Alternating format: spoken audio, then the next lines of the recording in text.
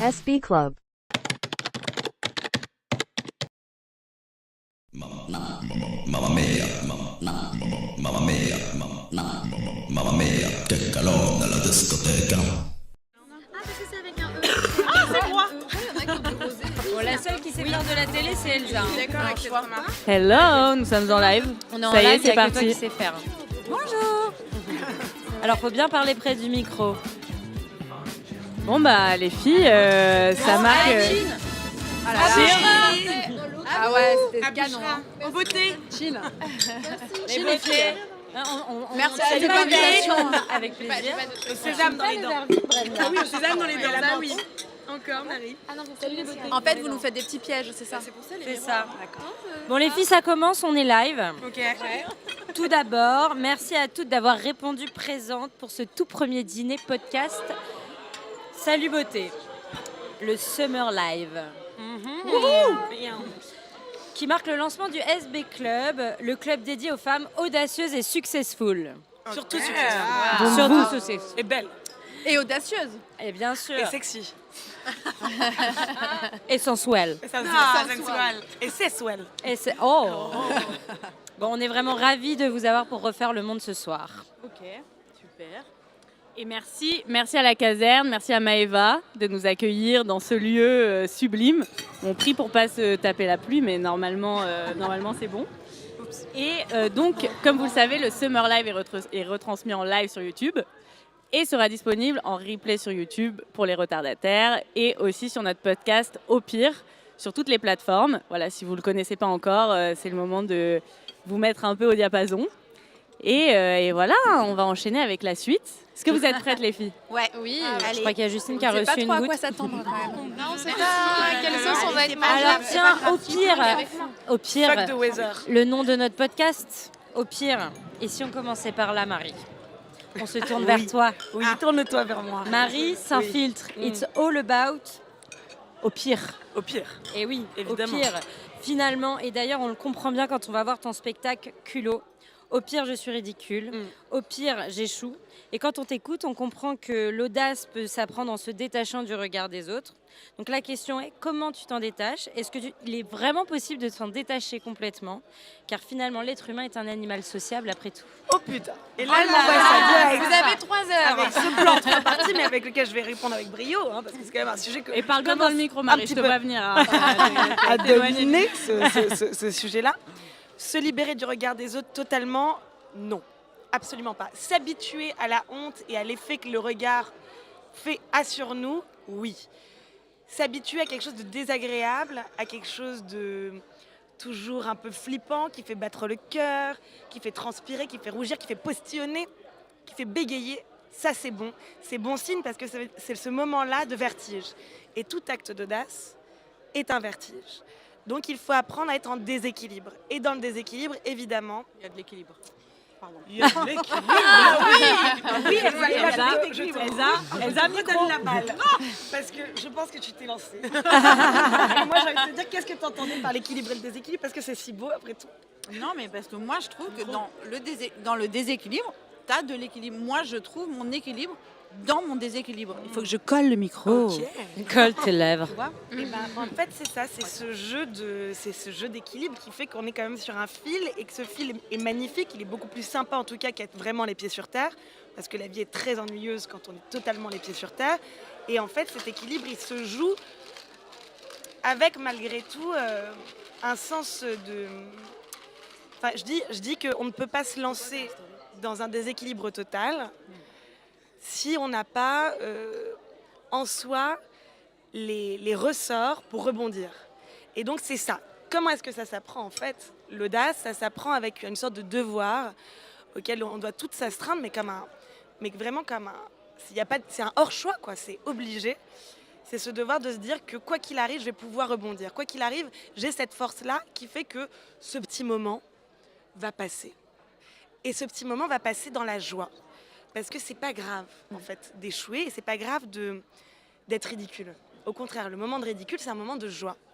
Et donc, pour s'octroyer ce moment de ridicule, il faut avoir son juste ego, c'est-à-dire savoir exactement quelle est sa valeur, Attends, je vous ai fait un tunnel là. On peut envoyer les desserts. Non, mais Non, t'as mais raison. hyper C'est bien, intéressant. tu mets les pieds dans le plat tout de suite. Mais c'est marrant parce que tu parles de moments désagréables. C'est désagréable. Donc, On va pas se mentir, là, on est quand même avec des caméras autour de nous. C'est Hyper kiffant. agréable. C'est hyper kiffant. Il y a quelque chose de très très agréable, mais il y a aussi quelque chose de désagréable. On est regardé, on se sait regarder, on se sait écouter, on a un ton différent, une approche différente, on a un corps différent. Et ce moment désagréable qu'on appelle le trac, en fait, que certains associent à la paralysie, moi je pense que c'est quand même un moteur. Et quand on sent que on commence à trembler, qu'on commence à transpirer et qu'il y a quelque chose, c'est qu'il y a un sens et que c'est important et qu'il faut y aller. Voilà.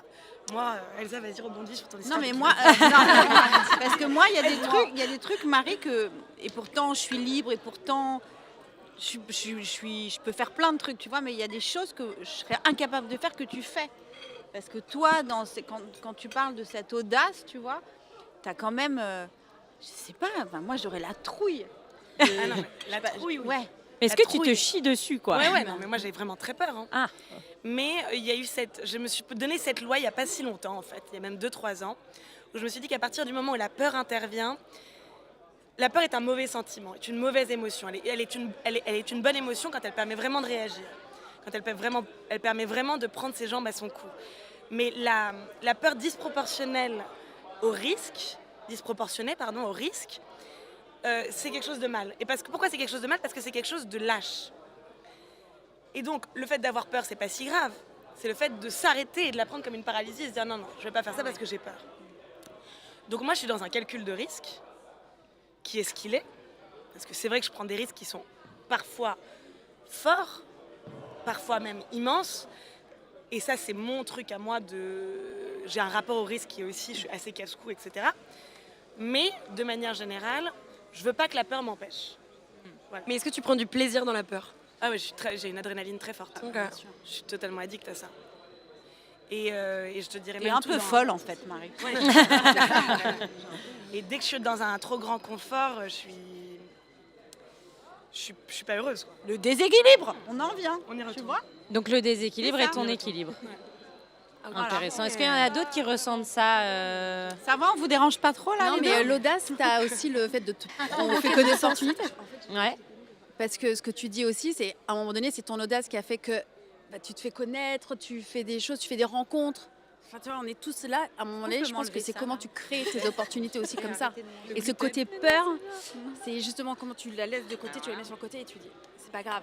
Au pire, j'échoue. C'est ce que tu dis. Mais c'est aussi parce que tu fais que d'un coup, tu as autre chose qui s'ouvre à toi. C'est exactement ça. Et c'est pour ça qu'il y a aussi une sorte de foi dans l'avenir. On peut pas se lancer en étant pessimiste. Donc moi, c'est pour ça que je vous parle de la joie. C'est qu'on peut faire tout ça qu'avec une grande joie, avec même si c'est un ratage complet, j'en rigolerai tellement, etc. Donc, et même ça, c'est une opportunité. Là, en toi, en fait. Moi, ça me parle de ouf en lien avec le sport. Le sport, en fait, quand on se lance dans des défis de ouf.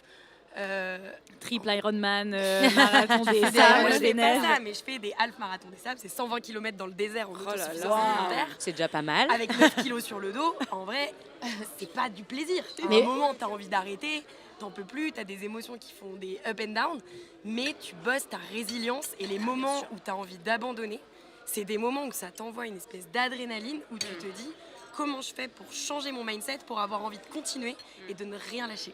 Et là, c'est ce que tu dis, tu rebondis. En fait, c'est là, t'as peur. Moi, c'est plutôt, j'ai envie d'abandonner. Tout mon corps, tout mon cerveau me dit, tu t'arrêtes là. Si tu fous là en plein milieu du désert, il te reste encore 40 bornes, stop. Et en fait, je continue parce que je me dis, la ligne d'arrivée, elle est trop belle. Et l'adrénaline que j'aurai au bout, elle sera encore plus dingue. Les endorphines que ça te crée. Et donc Et ça, c'est un très beau déséquilibre énorme. le parallèle que tu fais avec le sport, parce que le sport, quand je parle de la joie c'est quelque chose qui s'active et le sport fait activer une joie.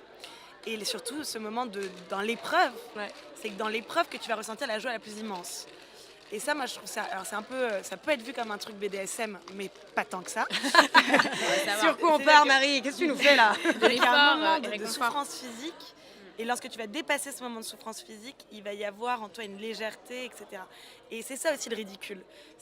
Tu vas passer par une souffrance physique, parce que qu'est-ce que c'est que la honte? C'est une émotion épouvantable. Bien sûr. C'est une émotion qui fait souffrir comme très peu d'émotions font souffrir, étant donné que tu transpires, tu es paralysé, tu as envie de disparaître. C'est rare d'avoir envie de disparaître. Tu te sens comme une merde. Ouais, t'es rabaissé à Moi, quelque ça chose, m'arrive t'es- souvent hein, de me sentir comme une merde. Ah bah moi, non mais moi aussi, bah moi oui, aussi. C'est pas grave. C'est pas grave. Non. C'est pas grave du tout, en fait. Et donc, tu as cette épreuve physique de je ne veux plus exister, cachez-moi, je ne veux plus Qu'est-ce que exister. je fous là, quoi?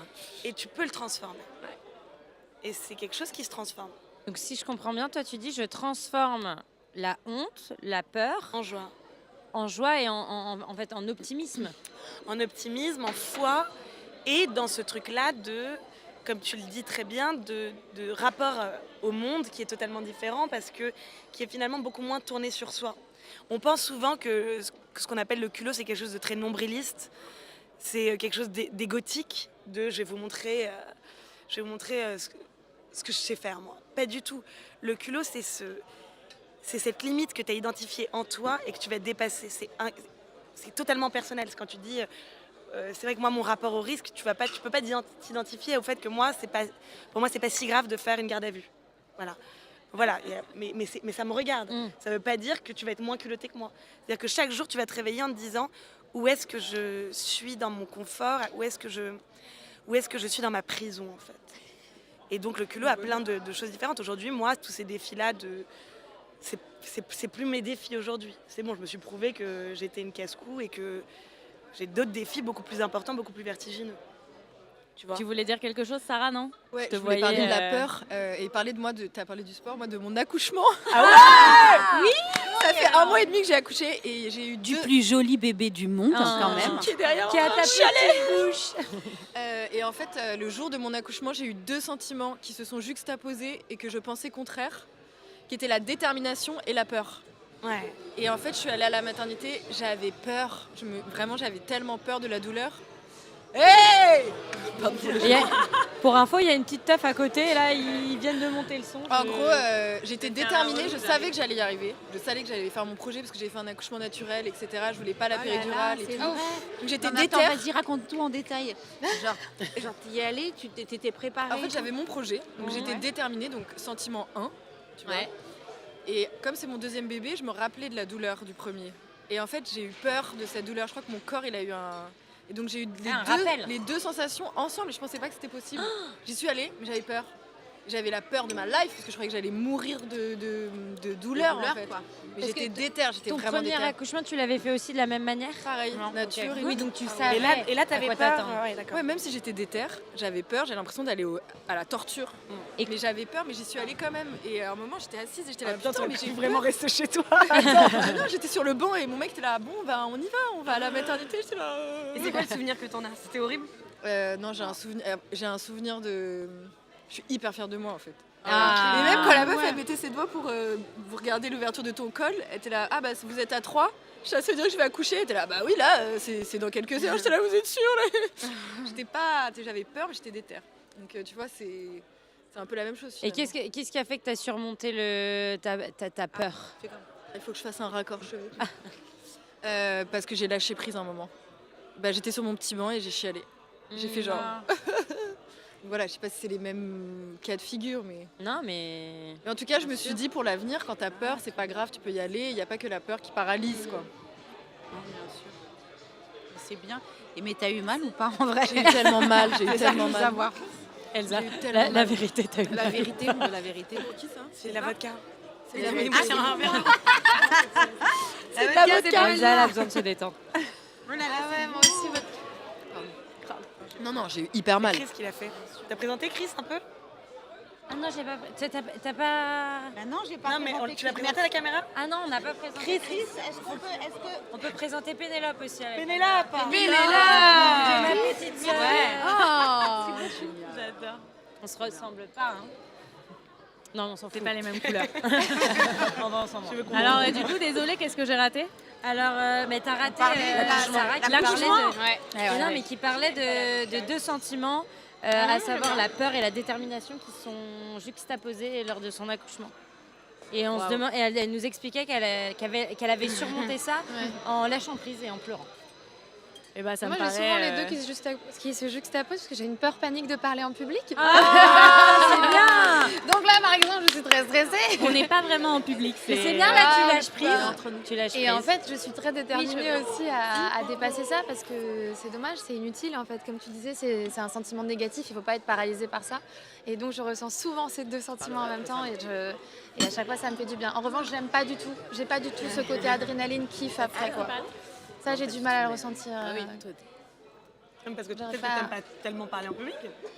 Si, parfois ça a fini par me plaire. Non, j'aime pas l'idée de parler en public, mais les sujets dont je parle m'intéressent et j'ai vraiment envie de les partager et je pense qu'ils sont importants, donc j'ai envie d'échanger. C'est exactement ça. Donc tu éprouves une satisfaction à avoir surmonté ta peur et à avoir échangé après. Oui, mais je pas suis pas d'adrénaline. pressée de le revivre. Tu Ouais, vois, ok. j'ai pas cette espèce d'addiction de je l'ai dépassé, yes, c'est quand la prochaine fois. En revanche, effectivement, j'ai le sentiment de fierté. C'est vrai. Ah, et ça, Dépasser. pour Là, depuis quelques l'ego, mois, c'est ouais. important. Oui, c'est important. Mais du coup, ça me fait une transition parfaite pour le sujet qu'on voulait aborder après. Donc du coup, pour se lancer, donc que ce soit dans un projet, que ce soit dans quelque chose d'un peu fou, parler en public, peu importe, il faut toujours peut-être un peu d'insouciance. Parce que toi, tu parlais, Marie, de calcul du risque. Mais il faut aussi un peu cette insouciance de se dire, ça va le faire, dans tous les cas, je m'en sortirai toujours. Et dans l'entrepreneuriat, donc il y a pas mal d'entrepreneurs autour de cette table ce soir. Donc l'entrepreneuriat qui est assez fantasmé, surtout par notre génération. Enfin, on a l'impression de voir des entrepreneurs un peu popés de partout, etc. C'est comme les naturopathes après le confinement. Tout le monde voulait devenir naturopathe. Ou prof de yoga aussi. Prof de yoga, ouais. C'est ça. Donc en fait, avant de l'avoir fait, on peut avoir cette espèce d'image un peu fantasmée de l'entrepreneuriat. Donc je pose la question aux entrepreneurs autour de cette table. Comment vous voyez l'entrepreneuriat avant de vous lancer et comment votre vision a changé maintenant, ou pas changé d'ailleurs, mais c'est quoi votre vision du truc, des backstage quoi? Tu me regardes tellement Ouais, que je j'ai te l'impression que c'est pour regarde. moi là. Bah vas-y. Elle, elle vise quelqu'un quoi. Pas grave, je demande aux Non, autres. mais- C'est agressif comme En ça. vrai, je vise personne. Attends, répète la question. Alors, moi, j'ai C'est quoi une pour autre toi question. l'entrepreneuriat? Tout à l'heure, Vas-y, Elsa. ton challenge dont tu parlais dans le désert et Ouais. tout ça. Est-ce que de faire ce genre de challenge que je sais que tu fais souvent parce que je te suis, est-ce que ça fait que dans ton métier d'entrepreneuse, ça te permet de passer des étapes parce que le métier d'entrepreneur, en même temps, c'est quand même hyper dur. Un immense oui. Ah. En fait, il y a un énorme parallèle entre le sport et l'entrepreneuriat.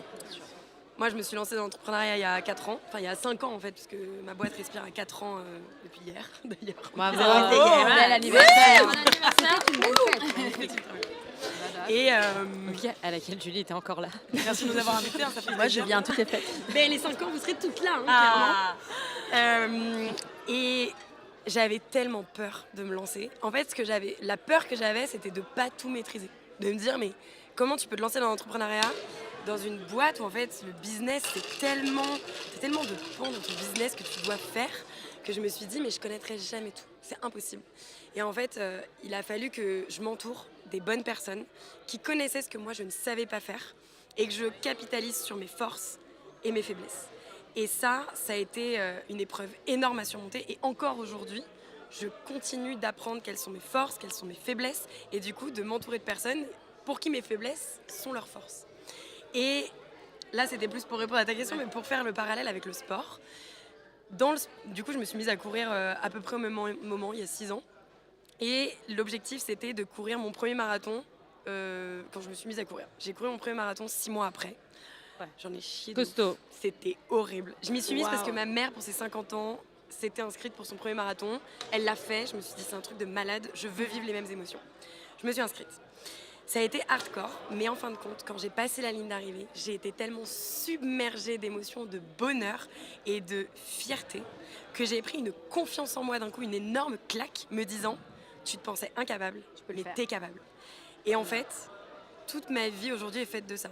Je me fixe des objectifs toujours plus ambitieux et step by step, je vais travailler dur pour être capable d'atteindre ces objectifs. Donc dans le sport, du coup je me mets à courir aujourd'hui 120 km et je le fais régulièrement parce que ça me fait du bien. Elle est folle. Finalement ça me fait du bien. Combien 100 d'heures. Est-ce que tu peux 120, répéter le chiffre c'est combien d'heures 120. Alors c'est sur 3 étapes, donc c'est 30 km, tu dors en bivouac, 60 km le lendemain. Je mets à peu près 13 heures sur le 60 et puis tu redors et puis après 30 km. Ah ça va, tu dors au milieu. Tu dors au milieu. T'inquiète pas, c'est de la triche alors. Et en fait, de faire ça m'a fait prendre conscience que dans l'entrepreneuriat, en fait, j'ai des objectifs chaque année de croissance, de faire toujours plus de millions de chiffres d'affaires, de vendre toujours plus de millions de déodorants. Et en fait, je travaille dur pour être capable d'atteindre ces objectifs. Mais c'est comme ça que ton ambition, elle continue de grandir et qu'en même temps, ta confiance en toi, elle continue de grandir et que tu te dis, je vais y arriver. Je vais y arriver, mais il y a du travail. Ouais. Et je trouve que t'as quand même un truc de culot. Je trouve que vous avez quelque chose où vous ressemblez toutes les deux parce que moi j'ai connu quand même Justine parce que je donnais une conférence devant Publicis. Ouais, c'était chez Publicis. Chez Publicis. C'était il y a 8 ans. C'était il y a 8 ans. Non mais c'était un bébé encore. Ouais, et donc je donne une conférence et puis après la conférence, il y a des gens qui viennent me voir et puis d'un coup il y a Justine qui arrive avec sa maman. Et elle me fait bonjour. Voilà, je suis là, mais en fait, je travaille pas chez Publicis. C'est ma sœur qui travaille chez Publicis, mais je suis venue pour t'écouter parce qu'en fait, je cherche un stage. J'aimerais bien faire un stage chez Instagram. Et je suis là. Trop sympa. Non, mais tu es trop mignonne. Non, mais et là, je veux dire, tellement peur de venir parler à Julie. Il y a un côté un peu culot de se dire, je viens, je m'incruste à une conférence qui n'était pas du tout. Je savais pas du tout. En fait, je sais même pas ma mère pour rentrer. Mais oui, on sait jamais. Et après, elle vient me voir à la fin. Mais je trouve qu'en fait, c'est comme ça dans la vie. Tu te crées des opportunités. À un moment donné, tu laisses un peu ta peur et tu dis attends, si j'ai envie de quelque chose, j'y vais, je me lance et tu l'as fait. Et en fait, est-ce qu'on peut raconter que Julie m'a dit non et que non, 3 ans après, ça c'est moche. Elle m'écrit, elle me dit j'ai un stage et je lui dis j'ai lancé une boîte. Non, je vais lancer une boîte. C'est vrai, à l'époque, il n'y avait pas de stagiaire chez nous. En revanche, la première fois où j'ai eu un poste de stagiaire, la première personne que j'ai rappelée, c'était Justine. Ah, elle a fait sorry baby. L'audace, et j'ai dit non à Julie. Tu vois? Du coup, j'avais inscrit ton petit nom dedans. Quand j'aurai le poste, je l'appellerai. Donc voilà, trop tard. Et les filles du fond là, Laurie, la scène, corps à cœur, tout ça. Faut du culot quand même. Moi, j'aimerais réagir sur ce qu'on a dit. Enfin, je vais prendre le micro. Sur ce qu'on a dit sur le sport et tout ça, parce que justement, corps à cœur, c'est lié à tout ça. Mais en gros, moi, je suis devenue très sportive justement au moment où j'ai commencé à créer. Donc, à décider que je ferais de la musique dans ma vie, puisqu'avant ça, j'étais en licence de droit et j'étais plutôt quelqu'un de très studieux. Bref, et sans en faire le lien, au moment où je me suis dit, bon, il faut que là, j'essaye vraiment dans la musique, machin, je suis devenue très, très sportive. Et j'ai très, très vite fait, je pense, de la musique parce que le matin, je faisais du sport. Parce que j'étais capable d'avoir de l'endurance, parce que je faisais un sport d'endurance, je faisais beaucoup de vélo et après j'ai quand même beaucoup couru. Mais tous les matins, si je faisais pas ça, j'arrivais pas à avoir la pensée assez pure pour créer, premièrement, mais surtout à avoir la capacité d'attendre, d'avoir la patience que ce que j'étais en train de créer aboutisse. Donc en fait, je trouve que le sport nous permet d'avoir une endurance, d'avoir une persévérance et notamment d'avoir une patience pour comprendre que c'est dans le temps que les choses se font.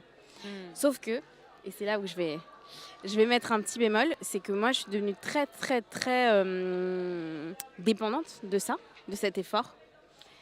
Et que j'en suis devenue même malade. Et c'est aussi parce que justement, il y a un truc de toujours plus qui peut être très dangereux. C'est quoi le sport que tu fais et qui a fait que tu en faisais trop?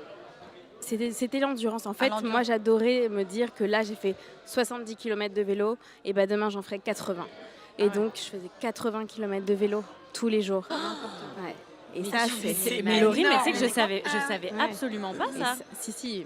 Mais c'est marrant, je trouve que Laurie et Justine, vous parlez de cette notion d'objectif que je trouve à la fois géniale parce que ça te fait avancer dans la vie et en même temps, parfois, on arrive à un stade où c'est trop. Oui. Parce que c'est, ok, c'est bon, j'ai fait cet objectif, c'est quoi mon objectif d'après? Et à quel moment tu arrives à vraiment te satisfaire de l'objectif que tu viens de passer et pas être trop dans celui d'après? Il faut identifier le moment où ça step, en fait, et ça devient malsain. Parce que c'est quand même très sain que d'être quelque part drogué aux endorphines. Parce que c'est génial, c'est naturel, c'est une grande joie. Moi, je suis très droguée aux endorphines, encore aujourd'hui. Mais au moment où ça devient pas juste ça, mais un truc de sinon je vais être très déçue de moi et je vais même pas pouvoir profiter des plaisirs qui m'arrivent. Là, c'est très dangereux. Ouais. Et c'est vrai que moi, je l'ai beaucoup ressenti à un moment donné. Jamais, alors là, je le dis, il y a 10 ans, j'aurais jamais dit ça. J'aurais jamais été dans le. Là, j'étais dans un déni il y a 10 ans. C'était impossible de l'assumer. Mais aujourd'hui, avec du recul, bien sûr que j'étais mon propre démon. Et c'est dangereux, en fait. Il ne faut pas non plus tomber dans ça parce que c'est pour ça que j'ai monté ce spectacle aussi corps à cœur. Hein. Mais il faut pas non plus être dans une course à la performance parce que dans la course à la performance, finalement, on se détruit. Et tout ce qu'on fait n'a plus vraiment de sens. Donc, Je suis passée par là aussi parce qu'en fait, quand je me suis mise à courir à fond, du coup, j'avais fait mon premier semi-marathon. Je me suis dit, je prépare mon marathon, mais je vais faire d'autres semis. Le deuxième semi-marathon que j'ai fait, au 19e kilomètre, je suis tombée. J'ai fait hypoglycémie, déshydratation, parce que j'étais à la course à la performance. Et qu'en fait, c'était juste l'objectif que j'avais en tête qui me faisait avancer, mais je ne m'écoutais pas. Et ce moment-là, ça a été un échec pour moi. J'ai mis un peu de temps à m'en remettre, à me remettre à courir. Et en fait, il faut apprendre ce que c'est que l'objectif sain. Et apprendre à se connaître, apprendre à aimer l'objectif, mais en écoutant son corps. Complètement. Et ça, c'est hyper difficile. C'est ça. Trouver un équilibre. Mais vous savez, les filles, c'est drôle parce que vous êtes plus jeune que moi. Par exemple, moi, je vais avoir 50 ans en décembre. Et quand tu es en pleine ménopause, tu vois. Ah bon, ouais, j'arrête pas de le dire, je les saule. c'est pour ça qu'elles font genre, oh là là. Moi, ma seule question, c'est tu fais quoi pour tes 50 ans en fait Ouais, mais je voudrais voilà. non, mais ce que je voulais dire, c'est qu'en fait, quand tu vas vers la ménopause, en fait, quand tu vas voir chez les gynécos, tu vas voir les médecins, ils te disent tous, il faut faire plus de sport et il faut manger moins. Parce que comme ça, vous allez aller mieux, voilà, les humeurs, les trucs et tout. Et donc moi j'ai fait ça, donc en fait ça te faisait des journées où tu as les enfants, tu as ton travail, tu dois faire du sport et tu dis non je dois faire du sport parce que sinon je vais être de mauvaise humeur. Et tu dis que j'ai pas fait de sport, je suis de mauvaise humeur. Mais non, mais tu rentres le soir, tu es là genre ok j'ai fait du sport, on fait à manger. Non mais toi genre tu pètes un câble mais réel. Et là genre ok alors j'ai tout fait, il est 22h, il faut dormir parce que demain matin j'ai sport. Mais tu te dis, oh, mais ça va. Là, c'est en ce moment. Hein, je vous dis ça. C'est en ce moment. T'as déjà fait ton sport. 45 minutes de sport, tu dois être ravie, non? Non, mais ouais. C'était pas prévu ça. J'étais là, genre, heureusement que j'ai pas fait 45 minutes 2 fois de dynamo aujourd'hui. Non, mais il y a ce truc-là aussi où la société, ou je sais pas comment on dit, mais tu vois, les trucs où tu es tout le temps à Objectif. il y a toujours des objectifs où on te dit, alors est-ce que c'est parce qu'on est des femmes, je sais pas, Anne, tu vas remettre les trucs à Anne, c'est la personne qui elle me remet le baromètre. C'est mon baromètre à moi. mais c'est vrai que tu vois, tu as ce sentiment de dire mais attends, à quel moment en fait je trouve ce fameux équilibre? Comment ça se passe? Voilà, je voulais juste parler de ma ménopause en fait. Non mais l'équilibre il est hyper chaud à trouver et nous notamment tu parles du moment où tu étais dans la performance. Je pense qu'avec ma Brenda on est tombé dans la performance à un moment donné. Ça paraît fou mais vrai. Non et tu parlais justement c'est là que tu as vécu ton premier échec et nous l'échec tu vois on était persuadés qu'on n'en avait pas peur avec Sarah et en fait on n'en avait pas peur parce qu'on était persuadés que qu'avec beaucoup de travail et de l'audace l'échec n'existerait pas sauf que l'échec est arrivé. Enfin, un échec. En fait, il faut définir ce que c'est que un l'échec. échec, quelque chose qui pour nous était un vrai échec. On l'a mal vécu, ça nous a ébranlés. Et donc là, tout s'est renversé. On a commencé à perdre foi en notre bonne étoile, en notre duo, en tout quoi. Et là, t'es tétanisé, le lapin dans les phares, et tu te dis putain, en fait, je viens de vivre un échec. Voilà. Tu fais bien le lapin dans les phares. C'est vraiment bien. J'ai dans c'est exactement lui. T'es là, mais voilà. Et nous, on est passé au-dessus de ça en se disant bah ok, on a vécu un échec. Ok, on a fait des erreurs et c'est ok. C'est pas une fin en soi, mais on a aussi fait des choses bien. On a aussi fait de notre mieux. Et du coup, la question, c'est comment vous avez vécu un échec qui vous a ébranlé, comment vous l'avez surmonté, et c'est quoi votre rapport à cet échec aujourd'hui? Moi, j'aimerais bien intervenir. Ah bah, Alors, il y a un petit bouquin qui s'appelle Les vertus de l'échec, je sais pas si vous voyez ce que c'est. Où la caméra? de Charles Pépin qui est incroyable. Qui est génial, ouais. Tu l'as lu? Non, mais il faut que je le lise. Mais en fait, en France, on n'est pas entraîné à surmonter des échecs. Et aux États-Unis, par exemple, ils appellent ça the other F word, avec fuck ta failure. Et en fait, il paraîtrait que même tu as des compagnies d'assurance qui ont dans leur baromètre pour accepter à prêter de l'argent, de voir si la personne a déjà planté des boîtes, etc., etc. Parce que ça montre la propension de la personne à se relever, etc. Prendre des risques. Et moi j'ai vécu un échec puisque j'ai planté ma boîte l'été dernier, mais enfin planté. Après c'est le champ lexical. C'est comment tu le. Ouais. Bah oui, c'est ça. Mais en fait, quand je regarde derrière moi, je suis tellement reconnaissante de cet échec parce qu'il m'a rendue tellement plus forte. Et en fait, parfois c'est bien d'être dans le down, d'être dans ton spleen. Et on n'est pas parfaite, quoi. Et ce livre, il est incroyable parce qu'il te réconcilie un peu avec l'échec et c'est ok de rater, tu vois. Moi, j'ai 31 ans, j'ai eu 1000 vies et je suis ok avec ça. Et en fait, il y a encore plein d'années devant et je vais encore faire plein de choses. Mais sur le moment, c'était cuisant. C'est très cuisant l'échec. Au moment T, ça fait mal. Hein. Ah bah tu te sens T'as nul. l'impression d'être la dernière des merdes, quoi. Et que tout le monde fait genre ah alors que tout le monde en a rien à foutre. On n'a rien à faire. Mais je crois qu'on donne une très mauvaise définition à l'échec parce que l'échec, c'est pas de rater, c'est de ne pas essayer. En vrai. Totalement. Ah, merci.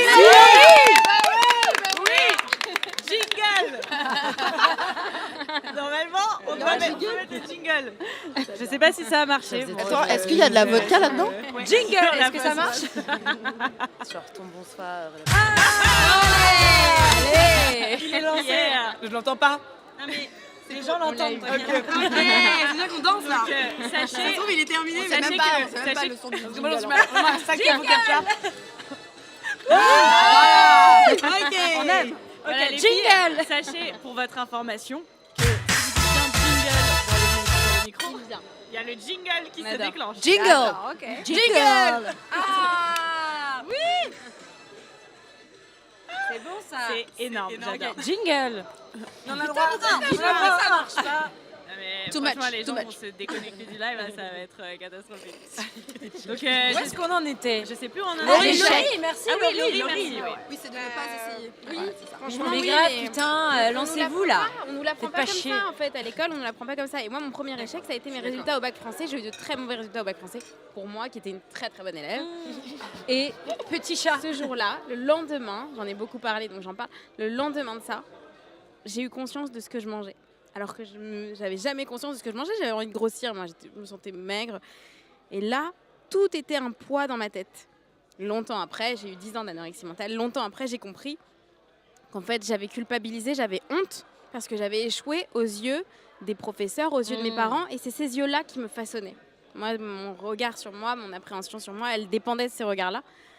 Et en fait, pour moi, j'avais eu un échec. C'était mon premier échec. Je n'étais pas habituée à l'échec. Pourquoi? Parce que, donc j'appelais ça un échec, parce que dans l'éducation nationale telle qu'elle est constituée en France, on nous apprend que c'est terrible, que c'est une honte et que c'est ça l'échec. C'est terrible. Aux États-Unis, c'est beaucoup mieux fait. En effet, les gens qui échouent, ce sont ceux qui finalement n'essayent pas. Mais essayer plein de choses, c'est normal aux États-Unis. C'est cool. Les États-Unis ont des défauts. Hein. Mais en France, en tout cas, il y a un vrai souci avec ça. Donc voilà, bref. Merci Laurie, ça me donne envie J'adore d'essayer parce que tellement Laurie- de trucs là. Quand elle me dit ça, je parle la bouche Vas-y, pleine, t'inquiète. vraiment pleine d'huile. Il y a vraiment plein de choses qui se passent dans ma bouche. C'est un Je vais dîner vraiment prendre podcast. le temps pour prendre un peu de cocktail, Vas-y. histoire de diluer tout ça. Mais Il j'ai est vraiment bon, un truc à- hein. Faut se goûter du coup. Attends, elle a vraiment un truc à dire. Jingle. Jingle. Ça Cocktail. Jingle. Non mais ça... On a tonton Marie qui la Elle fait ça très bien. C'est mon affaire, je fais mon affaire. C'est quelque chose que je maîtrise plutôt bien. Mais elle est totalement vraie. Et en fait, je pense que même, je vais vous dire un truc, Laurie, là-dessus, elle a quelque chose d'assez précurseur. Parce que Laurie, elle est quand même artiste depuis qu'elle a 8 ans, quoi. Non mais c'est vrai. Et que... et moi, ça m'émeut même d'en parler parce que quand j'ai voulu me lancer dans la chanson, ce qui était quand même un truc improbable, étant donné que je chante comme une casserole, que... Non, c'est pas vrai. je Ah, mais t'assure. t'en étais persuadée en tout cas. Non, je vous assure, j'ai pas une voix, j'ai pas de voix. Enfin, j'ai jamais chanté Ouais, dans la douche en disant oh putain cette voix. Est-ce que tous J'avais les juste envie- artistes qui existent ont une voix dans Non, mais je bon, pointe personne du doigt, mais c'était quand même improbable que je demande à chanter. Et je me rappelle que j'ai fait mes premières chansons avec Laurie. Ça ne voulait rien dire. C'est ouf. Et qu'elle m'a accompagnée dans cette démarche avec une sorte de bienveillance qui fait qu'au final, c'était vraiment pas mal en plus. C'était très cool. Putain. Moi, je l'ai kiffé cette chanson. On veut écouter ça. L'adolescente. L'adolescente. Putain, Laurie, j'ai envie de me lancer dans la musique. Ça y est. Et en fait, On écoute ça par contre. elle a ce truc en elle vraiment de se dire essayons. Et en fait, quand tu essayes, c'est pas juste essayer. Parce que essayer, c'est sympa. C'est essayer et faire et y croire et donner comme si t'étais une sorte de mini Piaf sur le moment et tout le monde accompagne sur ce truc de putain, ça y est, elle est là. C'est énorme, c'est génial. Et c'est ça qui est de magique aussi, tu vois, c'est ce moment d'illusion que tout projet porte en lui. Parce que Bien sûr. au début, on a ce moment de très adolescent aussi, c'est ce que j'ai en moi, ce que je vais vous proposer, c'est incroyable. Et ça part du néant. Et si tu la ne crois pas à confiance. ça, oui, mais plus que ça, c'est une sorte de pouvoir magique. C'est incroyable, ce que je vais vous proposer là, c'est dingue. Et après, petit à petit, tu t'habitues au truc, tu comprends, tu reviens à la réalité. Mais avec l'ambition de ton rêve au début, il est très très important. Alors attends, ça, ce que tu dis là, il y a un peu de fake it until you make it. Bon, vous savez tous ce que veut dire cette expression, j'imagine, etc. Donc aujourd'hui, on est vraiment dans un délire réseaux sociaux, transparence, on montre tous les backstage, tout ce qui est vrai, et pourtant, tout le monde est un peu en mode fake it until you make it, en vrai. Donc c'est quoi, déjà, qu'est-ce que vous pratiquez vous? Qu'est-ce que vous en pensez de ça? Parce que franchement, avec Brenda, j'ai l'impression qu'on fait un peu les deux, genre, mais de manière un peu schizophrène. On ne sait pas trop comment. On fait les deux à balle, genre. comment se situer. Parfois, c'est à fond fake it until you make it, parce qu'il y a un côté peut-être que c'est plus efficace. Je sais pas. Et un côté aussi authentique, parce que. Faites chier, les couilles, Ouais, ça va. voilà, à un moment donné. Comment vous maniez ça, vous vous êtes toutes présentes sur les réseaux sociaux. C'est quoi votre vision là-dessus? Mais sur les réseaux, Non, même en dehors en des général, réseaux, comme tu En fait, dis, dans il y a- votre vie il y a un peu un professionnelle, truc, quoi. je vous vends un truc de malade, je suis Al, je suis non, en mais t'en es place. convaincu toi-même, non? C'était pas vraiment un truc de fake it until you make it. Quand tu vois, quand je parlais, c'est quand on faisait la chanson avec Laurie. Moi, j'arrive avec un texte, j'ai l'impression que ce texte est dingue, qu'on va faire un truc de malade. Oui, toi, c'est. Tu vois, c'était vraiment Non, que mais ça. c'est le faire en fait. C'est le Ce que faire, tu racontes, ouais. moi c'est pareil. C'est-à-dire quand on parlait de l'échec, en fait, moi j'ai eu plein d'échecs dans ma vie, mais vraiment plein d'échecs. Mais en fait, l'important, c'est de faire le truc. Tu vois, c'est juste ça, c'est ton projet, tu le mènes, ton rêve, tu le mènes jusqu'au bout. Et s'il ne marche pas, il n'a pas marché. Mais tu l'as fait. Tu as cette force de l'avoir fait. Il existe. Tant pis s'il n'a pas marché, c'était peut-être pas le bon moment. S'il y avait plein de trucs qui pouvaient que faire. Mais peut-être ce même projet, dans 2 ans, il remarchera, tu vois. Mais l'important, c'est d'avoir tenu un truc jusqu'au bout. Pour moi, c'est ça. Toi, tu regrettes rien de tous tes échecs. Si, je regrette de m'être droguée. si, moi je regrette plein de choses. Est-ce Ouais, que c'est si. est-ce que c'est un échec? Enfin, est-ce que toi, tu le vis comme un vrai échec? De m'être droguée, ouais, c'est un échec parce que tu perds des vies. Tu perds des années. En fait, tu perds pas des vies, mais tu perds des années. Des points de vie.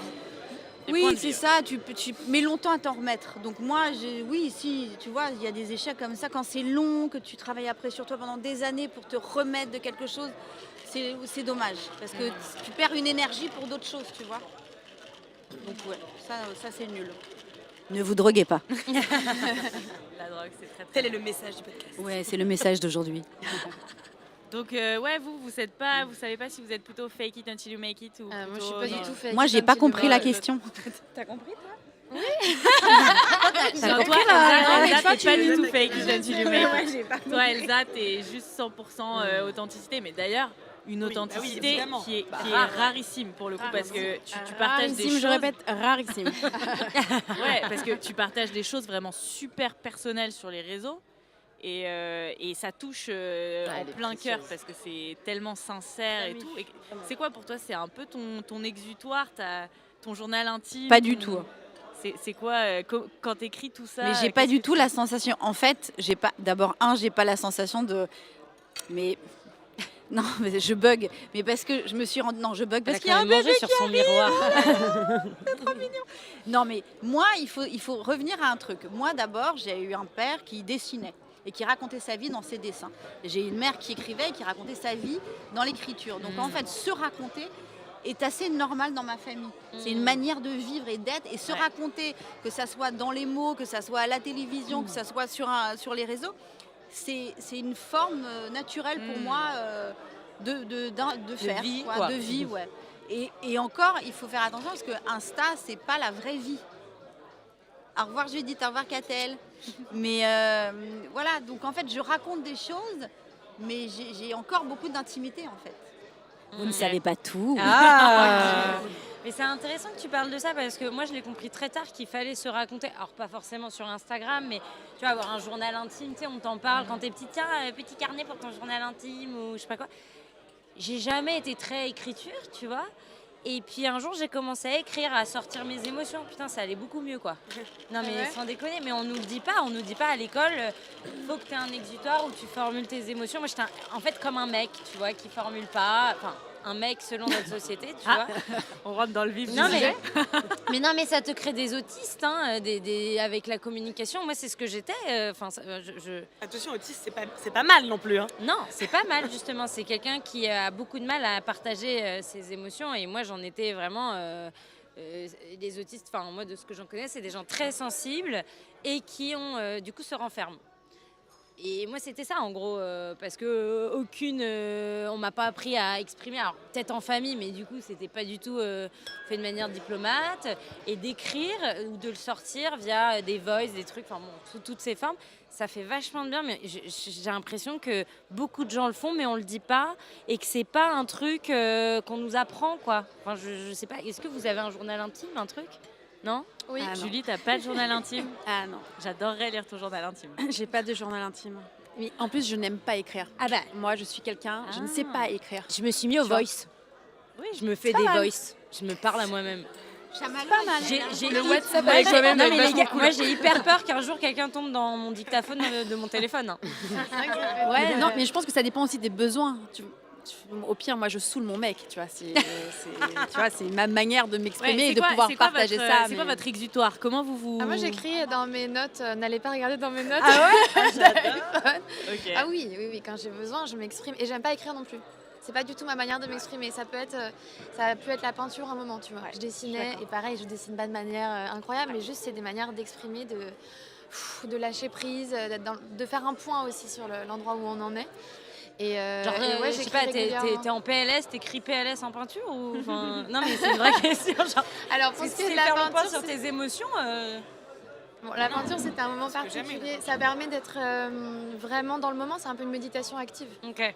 Et comment dire, le lien, tu le sais, c'est pas un lien direct. Tu te dis pas, je peins parce que je ne vais pas bien. Et donc là, Oui, ça va d'accord. exprimer Tu laisses tel aller. mal-être. Voilà, tu laisses aller et t'es dans le moment. Je sais pas de quoi vous parlez, mais il y a les pages du matin, vous connaissez ça ou pas ? Non.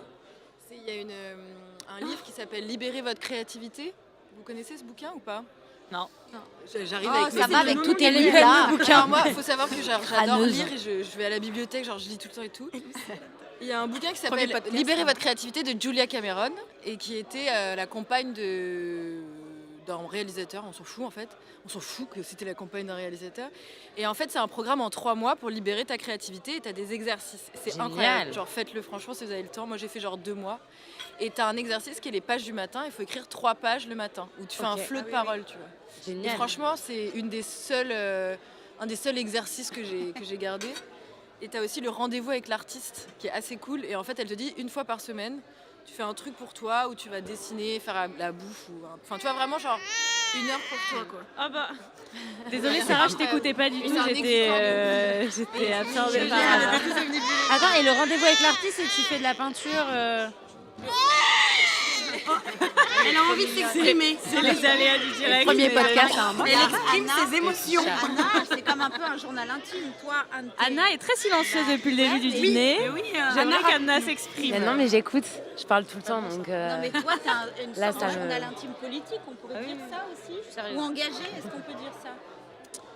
Bah, C'est pas bon ça. en gros, non. Ça Ce dépend que je pourquoi fais, tu parles. c'est Pour la que santé, non, pas. c'est pour ça que je m'épuise autant. Pardon. C'est pour ça que je m'épuise autant aussi, c'est que je charbonne constamment, c'est-à-dire que je me suis vraiment fait démarrer par l'ensemble de mes potes dimanche parce que j'ai tapé une crise d'angoisse, parce que je n'arrivais pas à travailler à partir de 10h du matin un dimanche. et que j'avais décidé qu'il fallait bosser, sachant qu'on était sortis la veille, c'était ma première sortie depuis je sais pas combien de temps. Et j'avais décidé que j'allais quand même me lever à 9h et travailler, machin. Du coup, je me suis fait vraiment, pas copieusement insulter, parce que c'est mes amis, mais ils m'ont dit par contre, c'est très bien que tu travailles 7 jours sur 7, de 9h à minuit, mais en fait, au bout d'un moment, pas fou. Et le problème, c'est que j'essaie d'avoir la même intensité au travail et dans ma vie sociale. Le problème, c'est que j'ai que 24 heures dans une journée, donc c'est un peu dur, à part en éliminant le sommeil. Mais du coup, ce que je fais, c'est que j'ai réussi à me convaincre, et c'est un mécanisme psychologique parfaitement malsain au final, parce que c'est vraiment une façon de... je sais pas, de me convaincre que c'est pas grave de pas dormir, quoi. Et en fait, je me dis que tout le temps que je passe en terrasse, ou tout le temps que je passe avec mes potes, ou tout le temps que je peux passer même dans mes histoires d'amour ou de haine en l'occurrence, en fait, c'est du matériel pour écrire, pour mieux décrypter nos émotions, pour mieux décrypter nos rapports sociaux, pour mieux décrypter tout. Donc en fait, dès que je faisais un truc chiant, je me dis je m'en fous, ça va être dans mon prochain livre. Mais au final, ça veut dire qu'il n'y a plus aucune... c'est pas qu'il n'y a aucune spontanéité dans rien, mais du coup, je suis en permanence en train de cérébraliser absolument tout. Ouais. Mais donc, de fait, oui, tout revient après dans mes livres ou dans ce que j'écris sur Insta. Mais c'est pas forcément ça. Par contre, il y a une autre dimension, et moi, ça m'a énormément libérée, et j'ai commencé au moment du 2e confinement.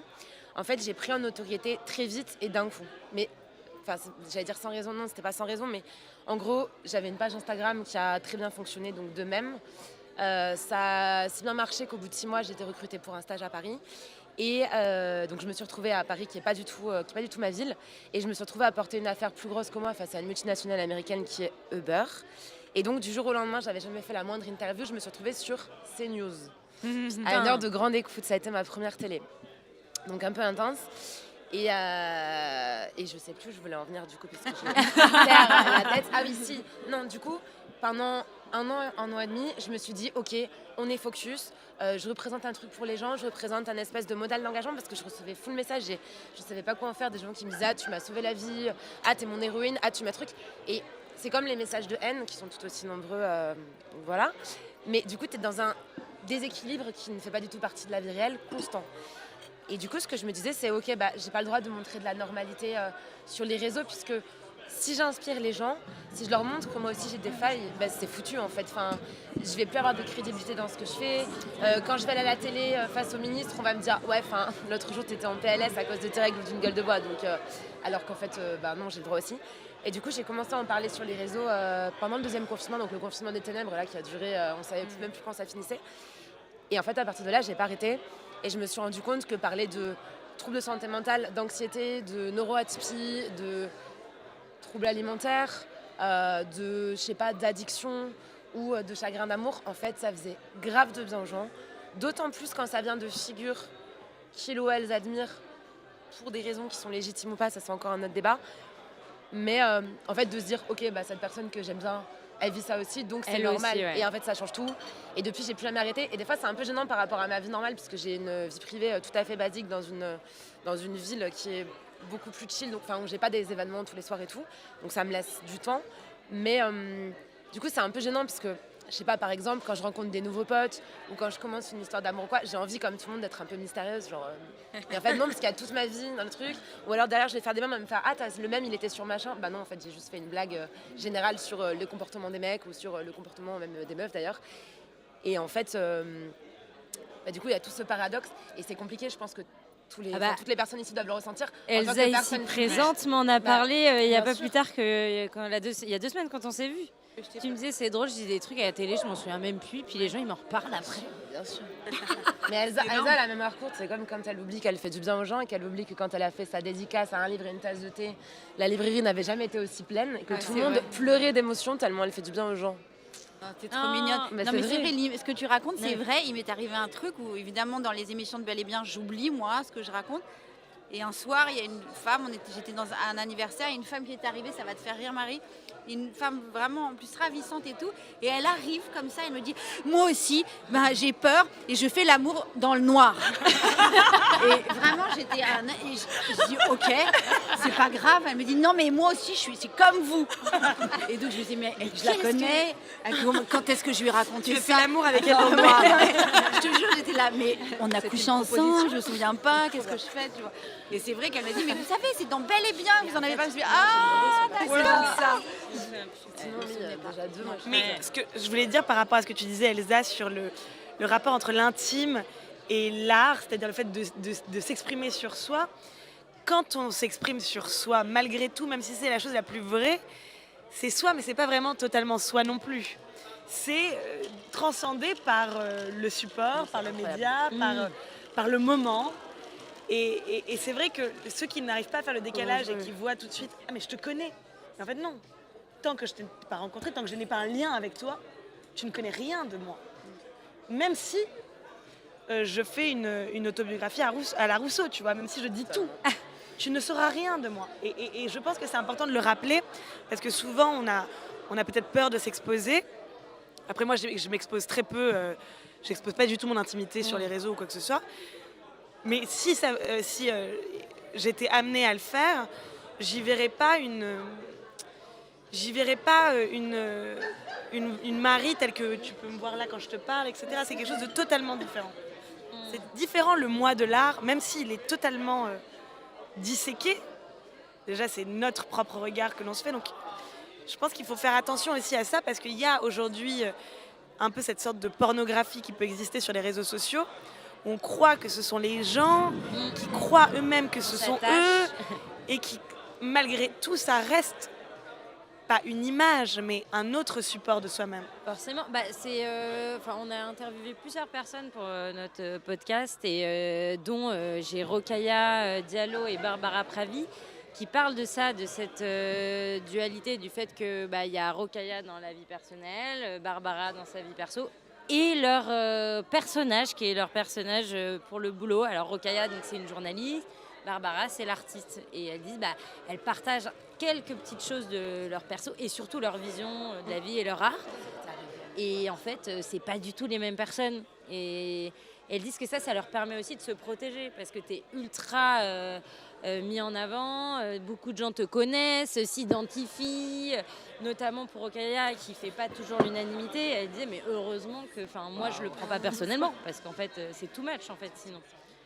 C'est une manière de se protéger peut-être un peu, j'ai l'impression. Oui, totalement, mais je veux dire, ça reste de l'art, quoi. Même si c'est les réseaux, même si c'est une meuf qui va tout dire d'elle, etc., ça reste de l'art. Enfin, c'est une façon de s'exprimer. Et un show, quoi. Non, c'est pas un show, mais finalement, oui, malgré tout, on est tous un peu en show. C'est une mise en scène de soi, malgré tout, oui. Oui, mais t'as raison, c'est un genre de mise en scène, c'est vrai. Parce que c'est très beau. C'est joli ce que tu dis. Non, pardon, mais c'est joli ce que tu dis quand tu dis c'est de l'art. Je sais pas si c'est de l'art, mais en tout cas, c'est vrai que le beau appelle le beau. Il y a un truc où finalement s'exprimer. Moi, quand on parle de moi en disant mais toi, tu fais des choses, tu racontes ta vie. Moi, la seule chose que j'ai fait, c'est que j'ai raconté sur les réseaux sociaux que j'étais fragile et vulnérable. À un moment où on parlait que d'empowerment, j'arrive même pas à dire ce mot tellement je crois pas, tu vois. Non mais tu vois, à un moment où il fallait absolument dire les femmes, on est toutes, on va se battre et tout. Et moi, ok, on va se battre, on se bat et tout, mais en même temps, putain, j'en chie. Oui, et c'est la seule chose que j'ai faite, c'est de montrer une certaine fragilité à une époque où on n'en montrait pas trop peut-être. Mais c'est tout, en vrai. Oui, et cette fragilité que tu as exprimée, que tu exprimes comme ce que tu as envie d'exprimer en tout cas, et qui est cette fragilité-là, souvent, ça ne te définit pas entièrement non plus. Non, parce qu'en vrai, je suis un rock. Ah, mais mais de ouf. Mais ça, je le montre pas, tu vois. Mais évidemment que je suis un rock. Sinon, tu serais pas là. Ouais, je serais pas debout déjà. Est-ce que je peux dire un truc? Bien sûr. Bon, c'est pas vraiment une transition, ça permet de rebondir, mais au moment où j'ai créé Corps à Cœur, qui parle complètement de ça, j'avais des insomnies, et donc très souvent, je me réveillais dans la nuit, et j'allais sur Instagram, et je voyais les posts vraiment de Elsa qui étaient très nocturnes, et qui étaient plein d'une vulnérabilité dont je me sentais incapable, mais qui me soignait. Je me demandais comment c'était possible de s'exposer autant, et on se retrouvait tous et toutes, mais personne n'aurait eu le courage de le faire comme elle le faisait. C'est clair, c'est hyper courageux. Inspiré, mais tellement, mais vraiment incroyablement. Je me suis dit ça, c'est vraiment être très fort. Bah, c'est ça, la une force, audace en fait. folle. Ouais, et c'est ça un truc où tu tombes Et pas. je pense que c'est d'ailleurs la plus grande. Si vous voulez, je peux faire un point Ouais. féministe, une Clairement. analyse sur ça. Mais c'est qu'en Oui. fait, toute la société, j'ai la tête dans mon livre, donc c'est très facile à faire. En gros, toute la société est guidée par un référentiel qui est masculin. Et le référentiel homme, c'est une énorme connerie. On a appris aux hommes à pas pleurer. Ce qui fait que du coup, ils vont canaliser leurs émotions dans des trucs qui sont nuls et qui leur font du mal à eux-mêmes. Ça peut être la bagarre, ça peut être les conduites à risque, ça peut être les addictions et tout. Vous voyez comment c'est valorisé chez les hommes de boire, se bourrer la gueule à fond, se battre. On va Ah, dire, t'es ah, trop il est rigolo. stylé. En vrai, si c'est une meuf que tu fais ça, tout le monde va être là. Ouais, enfin, un peu trash. Alors qu'un mec, ça va quand même être, ah, il est marrant, il a encore fait ça et tout. Mais c'est parce qu'en fait, c'est la façon dont on a appris aux hommes à canaliser leurs émotions. Sauf que du coup, notamment parce qu'on veut toujours incarner aussi une forme de cool en tant que femme, on va adopter aussi le référentiel masculin, jusqu'à une certaine limite évidemment, parce qu'il faut rester à côté de ça très féminine et très jolie. Mais en gros, il va vraiment y avoir ce truc où toutes les émotions maintenant sont cadenassées. Et grâce, je trouve, en partie à Instagram, même on le voit maintenant sur TikTok carrément, nos petites sœurs se mettent en scène en train de pleurer.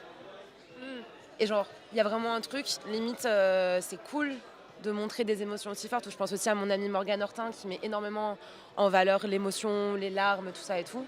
Et c'est super important. Et putain, si on avait appris aux hommes qui pouvaient pleurer, tout comme si on avait appris aux femmes qu'elles pouvaient être en colère, mais ce serait trop bien. On aurait plus besoin Ça de- vient petit à petit, c'est l'éducation qu'on doit faire à nos enfants. Ah, les garçons. parlons-en. 3 garçons. Julie, mais je t'aime, c'est la transition que j'allais Parlons-en faire. d'éducation. Comment on éduque en 2023 Voilà. voilà.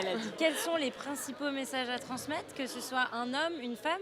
Si tu as envie d'avoir si tu as une éducation féministe ou écolo, comment tu fais pour pas en faire un marginal dans cette société qui est très patriarcale et pas très, en tout cas selon les Brenda, et pas très écolo au final?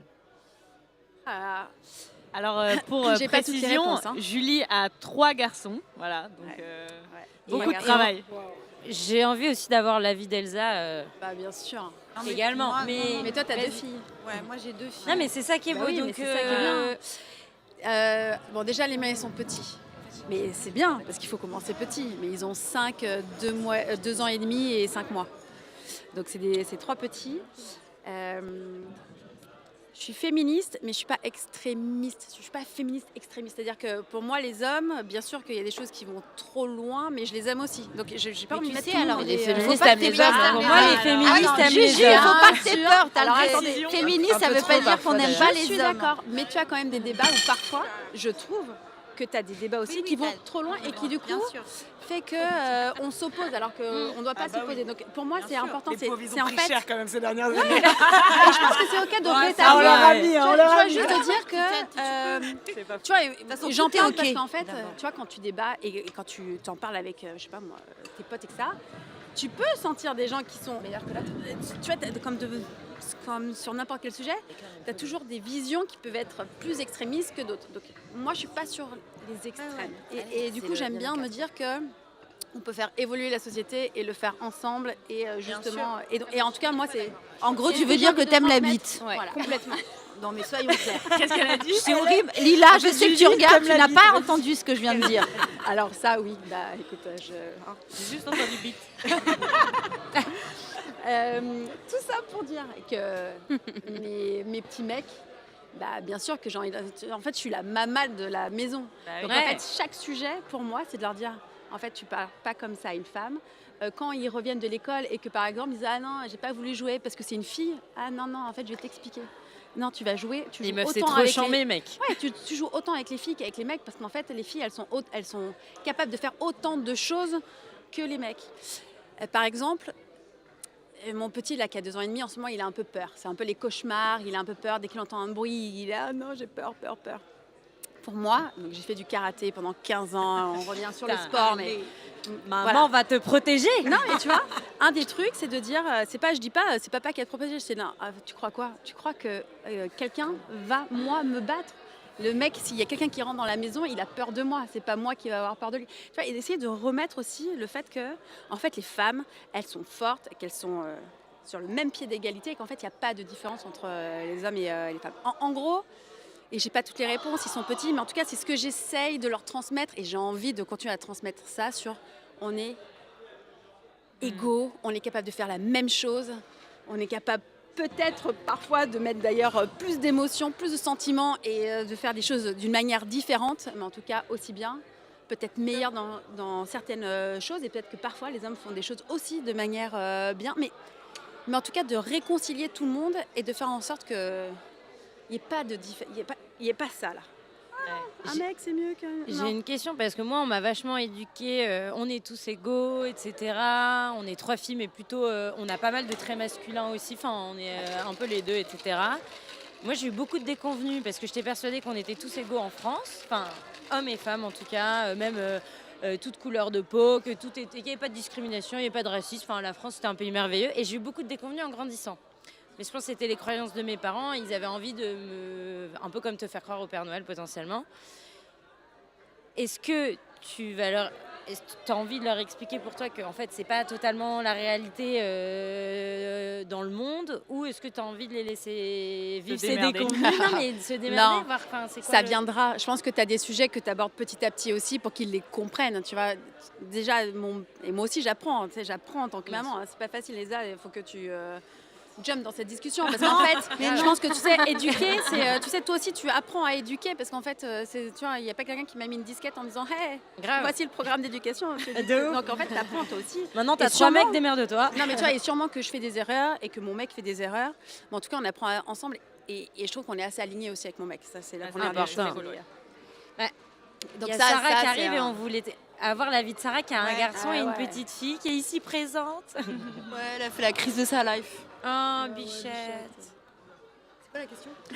Comment on éduque en 2023 dans une société patriarcale et pas très écolo, si on a envie d'être féministe et écolo? Ouais, je trouve ça assez dur parce que finalement... Tu veux qu'on te le tienne? Regarde. Ouais, ça va. Tu peux l'enlever, hein. Je trouve ça assez dur parce que finalement, dans la journée, t'es pas tout seul avec ton enfant. Moi, par exemple, mon fils, il a 3 ans et il est à la crèche. Et du coup, il est avec les autres petits-enfants qui sont eux-mêmes éduqués par des adultes. Et il est avec des gens qui le gardent, qui ont eux aussi leurs préjugés, etc. Donc en fait, tu n'es pas... t'as pas la maîtrise à 100%. Donc voilà, moi j'essaie d'enseigner l'amour, enfin c'est un peu cliché, mais ouais, l'amour de l'autre, l'amour de soi. Et comme c'est un petit garçon, j'essaie qu'on fasse pas genre ouais, tu sais quand tu pleures, faut pas que tu pleures. Tu sais quand t'as mal, t'es le plus fort, t'es le plus fort. Parce que dans la famille, moi mon mec c'est un peu un mâle alpha.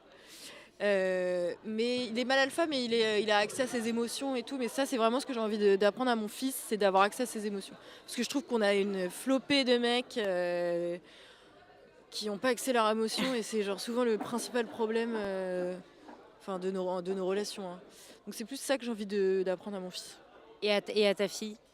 La même chose au final. Parce qu'on me demande souvent, oui, alors tu vois la différence de genre entre une fille et un garçon. En fait, bon, elle a 1 mois et demi, hein. Mais je vois pas la diff pour le moment. Ouais. Voilà, je sais pas.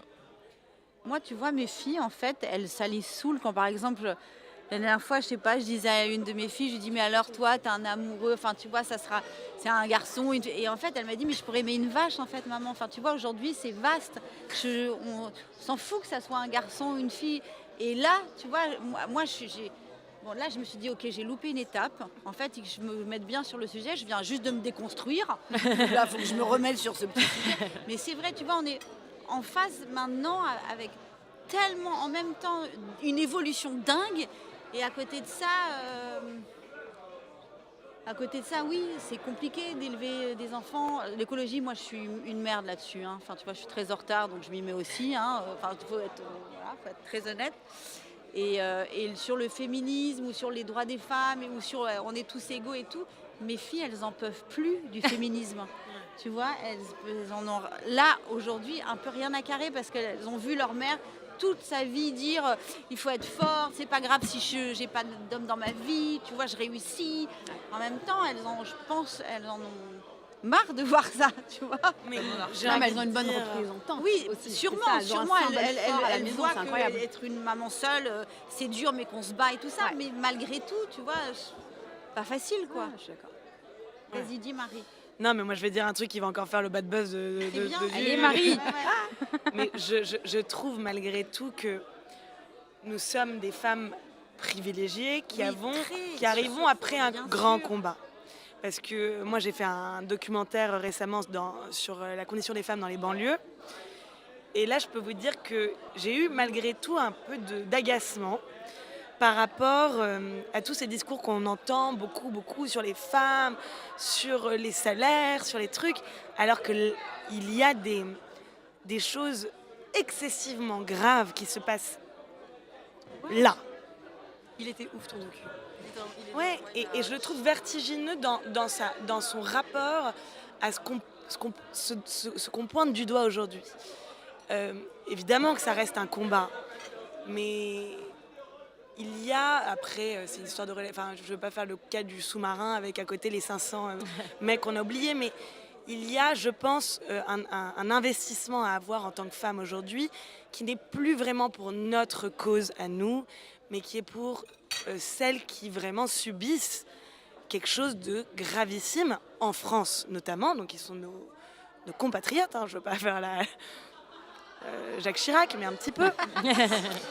Et moi, je suis un petit peu lassée d'entendre des meufs qui, quand même, aujourd'hui, ont tout et qui se complaisent malgré tout dans une position un petit peu victimaire, alors qu'il y a des vraies victimes d'un vrai problème terrible, quoi. Mais quand je dis terrible, c'est l'immondice totale. Enfin, Est-ce que tu peux raconter, parce que pour que les gens nous écoutent, pour qu'ils comprennent. Alors moi, j'ai fait un documentaire dans les banlieues il y a 6 mois, 1 an, qui m'a duré 6 mois de tournage. Et très vite, j'ai compris qu'il y avait un problème de tabou sexuel. De tabou sexuel, notamment dans une société qui est en train de casser tous les tabous autour de la sexualité des femmes, ce qui est vachement bien. Mais on en entend beaucoup parler. Et que le tabou sexuel était un niveau de misogynie qui était plus que alarmant. Enfin, c'était un truc dingue, en fait. On était au Moyen... Vraiment, à 2 pas d'ici, on est au Moyen-Âge, quand nous, on est dans nos problèmes de femmes modernes, malgré tout. Et je dis, c'est très bien d'être dans nos problèmes de femmes modernes. Femmes modernes, blanches, cisgenres, voilà. Exactement. Et je suis très reconnaissante à la génération précédente et celle-ci aussi d'avoir fait ce travail-là. Mais ce travail qui a pris une ampleur et quelque chose de très concentré et qui occulte, selon moi, un problème immense. Mais immense, quoi. Enfin, c'est plus que tragique. C'est-à-dire que on sait combien des femmes blanches et modernes ont connu des agressions sexuelles, etc. Mais là-bas, c'est systématique. Et je dis là-bas comme si c'était là-bas, mais ici, c'est systématique. Et c'est systématique pour une partie de la population qu'on n'entend pas, qu'on n'écoute pas, et qui, elles, qu'on n'écoute pas parce que si on n'a pas tellement envie de les écouter, et qui, elles, sont aussi reconnaissantes, malgré tout, ces femmes-là, à ce côté MeToo, etc., qui a pu libérer une parole pour elles aussi, etc., etc. Mais pour moi, le fond du problème est immense et c'est pas celui-ci qu'on regarde vraiment. Pourquoi tu trouves que ça occulte? Tu penses pas justement que ça aide, que ça va dans le bon sens et qu'en fait, bien sûr, ça justement, va dans le bon sens, mais aujourd'hui... Ça occulte. Comment? Est-ce que tu as utilisé le mot occulter? Mais du coup, Ça occulte, oui, bien sûr, ça occulte. Ça occulte comme tout discours un petit peu dominant va occulter un discours qu'on n'entend pas parce qu'on n'a pas envie de les écouter. Mais voilà, donc moi c'est vraiment quelque chose qui m'avait choquée parce que c'est vrai que moi j'ai un féminisme excessivement positif qui ne va pas du tout à l'encontre, qui ne combat rien mais qui a juste toujours... Dans la réalisation. Dans la réalisation de plein de choses et qui s'amuse de la misogynie parce que j'y vois toujours un aveu de faiblesse et que je m'amuse des comportements faibles de manière générale. Mais quand il y a des choses graves en système, ça m'ennuie que la médiatisation, que les femmes, que la politique ne s'occupe vraiment pas de ça, alors que c'est vraiment terrible, quoi. Bah, merci beaucoup Marie, j'ai pas regardé ton docu. C'était un coup de gueule. J'ai pas regardé ton docu. Ça me donne très envie de le regarder aussi. Non, parce qu'en gros, on parle d'un truc que en fait, les jeunes filles aujourd'hui à 14 ans sont prostituées comme on vend de la drogue. Et que ça, vraiment personne n'en a rien à foutre. Oui, il y a une prostitution dans les banlieues qui est énorme. Énorme. Bah, allons tous regarder le docu de Marie parce que moi là comme ça, tu vois, j'en ai pas du tout conscience. Faut le tenir le docu, ouais, parce que c'est. J'imagine. Mais moi je l'ai pas regardé, tu vois. C'est Ah marrant, ouais. non mais c'est un sujet qu'on a abordé dans Mais comment ça t'est venu de faire ça? Rokaya, Parce que ça m'est Ah apparu. mais t'y es allée, comment t'as été au courant du problème? Non, j'avais envie de faire un truc sur les banlieues. Pardon, je t'ai coupé. Vas-y. J'avais envie de faire un truc sur les banlieues. Et puis j'étais à Marseille, j'avais fait une date à Marseille. Je me suis dit, allez, on va dans les quartiers nord. Donc on y est allé, machin. On a fait les foufous. Ah oui, ça a commencé par Marseille, c'est bien. Ça a commencé par Marseille. Ouais. Ok. On a fait les foufous, etc. Et moi, je me suis fait en plus des potes foufous très sympathiques. Et j'ai quand même compris déjà que le rapport à la femme est tel que déjà, ils avaient très peur de moi. Donc par exemple, j'étais beaucoup plus en sécurité, moi, en tant que femme, que mon pote. Parce que tu leur fais comme ça. Ils sont tétanisés. Ok. Tu vois. Ils ont pas. Et quand ils commencent un petit peu à te truc comme ça, etc., tu leur dis, regarde dans les yeux, embrasse-moi. Ils sont dans un état de fou, quoi. Parce qu'il y a vraiment une peur de la femme qui se traduit par les pires choses, les choses les plus épouvantables, qui est donc l'agression, le fait de rabaisser. Mais bon, c'est un truc fou, quoi. Et donc petit à petit, je suis rentrée là-dedans et j'ai compris que les dealers, aujourd'hui, sont plus en sécurité par la loi. Enfin, la loi les protège plus quand ils prostituent des jeunes filles de 14 ans que lorsqu'ils dealent de la drogue. Donc maintenant, tout dealer qui a vraiment envie de faire de l'argent et qui n'a pas trop envie de passer par la case prison va prostituer des jeunes filles. Mais pas leurs sœurs. Ouais. Et pourquoi ils sont plus protégés? Parce que la loi fait que quand tu fais de la drogue, ce truc, alors que quand tu fais de la prostitution, tu as toujours une histoire de réseau pas possible, donc pour trouver le mec qui est à l'origine de tout ça, que pour que ce soit truc en traite, c'est hyper compliqué, que les jeunes filles prostituées, quand elles sortent de la prostitution, elles n'avouent jamais qu'elles l'ont été parce que c'est des vies détruites. Donc il y a tout un truc autour du tabou, du secret qui se met en place et qui est l'horreur absolue. Et d'ailleurs, moi qui n'ai jamais eu un truc dans le truc associatif, je suis maintenant présidente, enfin pas présidente, mais je sais pas quoi d'une association sur ça. Et... Ambassadrice. Présidente. L'association, c'est Nos ados oubliés. Oh, trop bien. Avec une meuf incroyable qui a sorti sa gamine Asia de la prostitution et qui se bat contre ça et qui fait des trucs fous, quoi. Ça m'intéresse, moi. Merci Marie. Non mais pas du tout, c'est pas moi. C'est un projet, il fallait du culot pour le faire, mais c'est Ouais, assez et c'est... Ça nous a tous donné une claque. Tu vois. Ouais, Nous, les bonnes blanches Je sais pas trop comment du enchaîner 10e sur la arrondissement. Oui, je veux dire, oui, mais c'est juste là, en plus, c'est des filles qui sont là. T'as une ref livre? Non, j'ai une ref livre qui est un tout petit peu à côté. Pourquoi vous avez invité une libraire? On a notre bibliothécaire. Mon rêve, non mais mon rêve, c'est que quelqu'un... Documentaliste. C'est un mec qui s'appelle Mathieu Palin, qui a écrit un livre qui s'appelle Nos pères, nos frères, nos amis. Et il a participé pendant 1 an à des groupes de parole d'hommes qui battaient leurs femmes. Et c'est intéressant.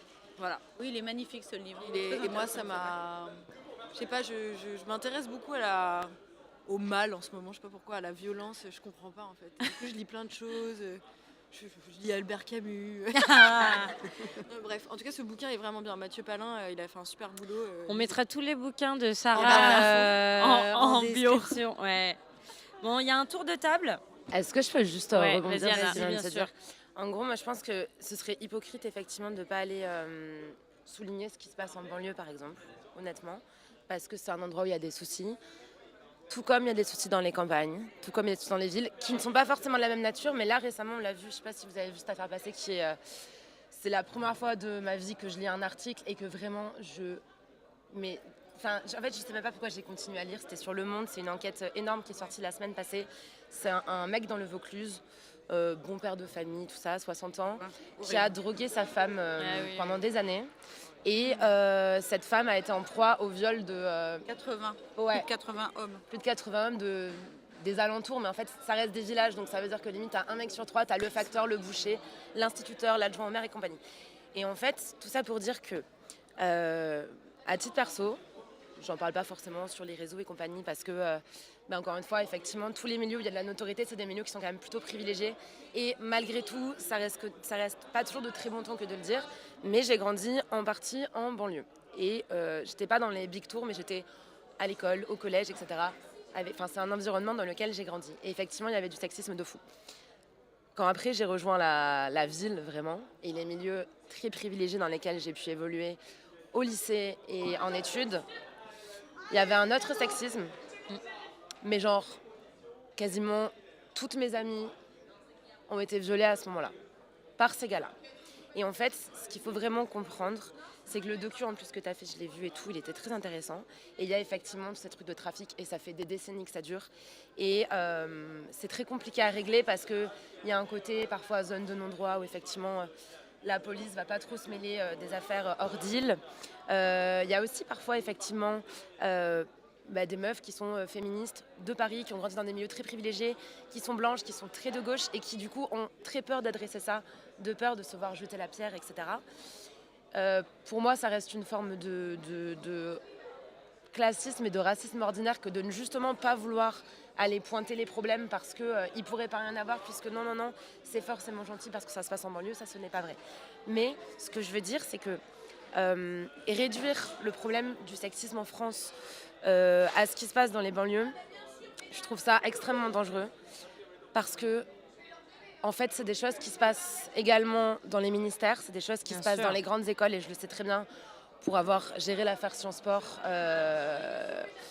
qui a conduit notamment à l'éviction du directeur de Sciences Po Paris qui trempait dans d'autres affaires encore avec Duhamel.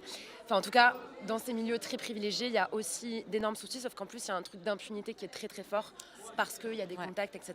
Par exemple, je me souviens d'un cas qui m'a particulièrement marqué pendant Sciences Po, qui était à Sciences Po Toulouse, école que j'ai fréquentée. Le gars, en fait, a pu redoubler à de nombreuses reprises parce qu'il venait d'une très bonne famille, etc. Et en fait, il a violé des quantités de filles et à chaque fois, il violait des filles soit non blanches, soit d'origine supérieure, soit d'origine sociale inférieure à la sienne, parce qu'il y avait un peu le côté seigneur et droit de cuissage, etc. Tout ça pour dire que, en fait, je pense qu'il est vraiment capital de considérer la lutte au final pour qu'il y ait une égalité homme-femme, parce que, bon, il y a plein de luttes adjointes dans le féminisme que parfois les gens ne comprennent pas et tout. Moi, les luttes que je mets en avant et qui sont pour moi prioritaires parce que c'est des urgences de vie ou de mort, c'est la lutte contre les féminicides, et ça arrive dans absolument tous les milieux sociaux. C'est la lutte contre les violences sexuelles, et les violences sexuelles, ça arrive à 80% dans l'entourage, notamment familial. Donc là, il y a vraiment tous les milieux sociaux qui sont touchés. C'est aussi le droit de pouvoir se déplacer librement dans n'importe quelle tenue, à n'importe quelle heure du jour, etc. Et évidemment que là, il peut y avoir des problèmes dans des quartiers populaires, mais ça m'est déjà arrivé de me faire emmerder fort dans le Marais où j'ai habité, à Filles-du-Calvaire, et à Uccle, à Bruxelles, donc, qui est un quartier qui serait équivalent, disons, au 16 Neuilly. Ça m'est arrivé aussi. Donc en fait, ce truc d'insécurité dans des rues où il n'y a personne, ça arrive, tout comme des endroits assez populaires où il y a plein de monde, ça arrive aussi. Et ça, pour moi, ça, c'est les combats qui sont vraiment prioritaires et qui sont envisagés sur un truc très global. Et c'est pour ça qu'il est très important, même si vous ne partagez pas la sensibilité de certaines féministes. En fait, je l'entends, même moi, mais je ne suis pas copine avec toutes les féministes du champ militant, et heureusement, parce que sinon, on pourrait plus débattre. Et l'exemple que je prends très souvent, c'est quand notamment une femme me dit « je ne suis pas féministe », je lui dis « ok, t'es de droite ou de gauche ?» Bon, elle me répond. Et mettons, elle me répond « je suis de droite », je lui dis « ok, est-ce que tu aimes toutes les personnes de droite ?» Elle me dit « bah non. » Et je lui dis « ok, c'est pas pour autant que tu ne te dis plus de droite. » Et en fait, là, c'est la même chose. Être féministe, c'est juste vouloir l'égalité entre les hommes et les femmes, dans les lois, évidemment. Et ça, les lois ont globalement très bien évolué grâce à nos grands-mères, dans les années 70 notamment. Mais dans les faits aussi, il faut que ça advienne. Et malheureusement, tant que nos potes mecs avec qui on traîne continueront à dire devant nous que d'autres meufs avec qui ils couchent sont un peu des putes, mais que nous ça va parce qu'on est leurs potes, c'est cool. Tant qu'ils continueront aussi à défendre leurs potes violeurs quand ils s'en prennent à nous ou à d'autres, tant qu'on continuera à juger qu'une meuf qui couche avec plus de mecs, qui couche avec des mecs, c'est grave, alors qu'un mec qui couche avec plein de meufs, c'est cool, etc. Mais il y aura toujours ce truc un peu insidieux où la sexualité de la femme restera un espèce de régulateur de l'ordre social, où en fait on peut la punir avec ça. On peut dire, et je pense que ça vous est peut-être arrivé sur les réseaux, on va dire ouais, cette fille elle est successful, elle est belle, elle est intelligente, elle est machin. Ouais, mais peut-être que c'est une pute, et puis de toute façon elle parle de cul, et puis de toute façon nanana. Enfin, toi ça a dû t'arriver aussi quand tu t'es exposée physiquement. Moi, ça m'arrive quand je vais, ne serait-ce que mais évoquer le sexe, mais très légèrement et compagnie. Je me fais des os. Toi, ça a dû t'arriver aussi quand tu parlais, j'en sais rien, de tes ex ou quoi. Toi, peut-être dans tes chansons. Toi, avec les photos. Enfin, en fait, ça arrive tout le temps. Et ça, quand ça n'adviendra plus, là, il y aurait une vraie égalité. Et en fait, je pense qu'effectivement, il est très important que des gens se saisissent de chaque problème. Je ne peux pas dire de niche parce que ce serait vraiment irrespectueux pour justement les filles qui sont victimes de trafic liés à la prostitution, etc. Mais il faut que chacun et chacune se saisisse de chaque pan du problème. Et j'insiste vraiment sur le chacun parce qu'il y a aussi ce débat dans le féminisme sur est-ce qu'il faut dire allié ou féministe. Moi, en fait, vraiment, je pratique un féminisme de l'urgence que je veux que chaque personne en France puisse comprendre. Donc, les subtilités de langage, c'est stop. Et je trouve que le fait de dire aux hommes aussi qu'ils doivent être féministes, ça les re-responsabilise. Parce que de la même façon que le racisme, c'est le problème des racistes, parce que c'est eux qui créent ça, mais le sexisme, c'est la faute des sexistes. Donc, voilà, je pense que tout le monde doit s'en saisir. Amen. Merci. Bravo. Jingle.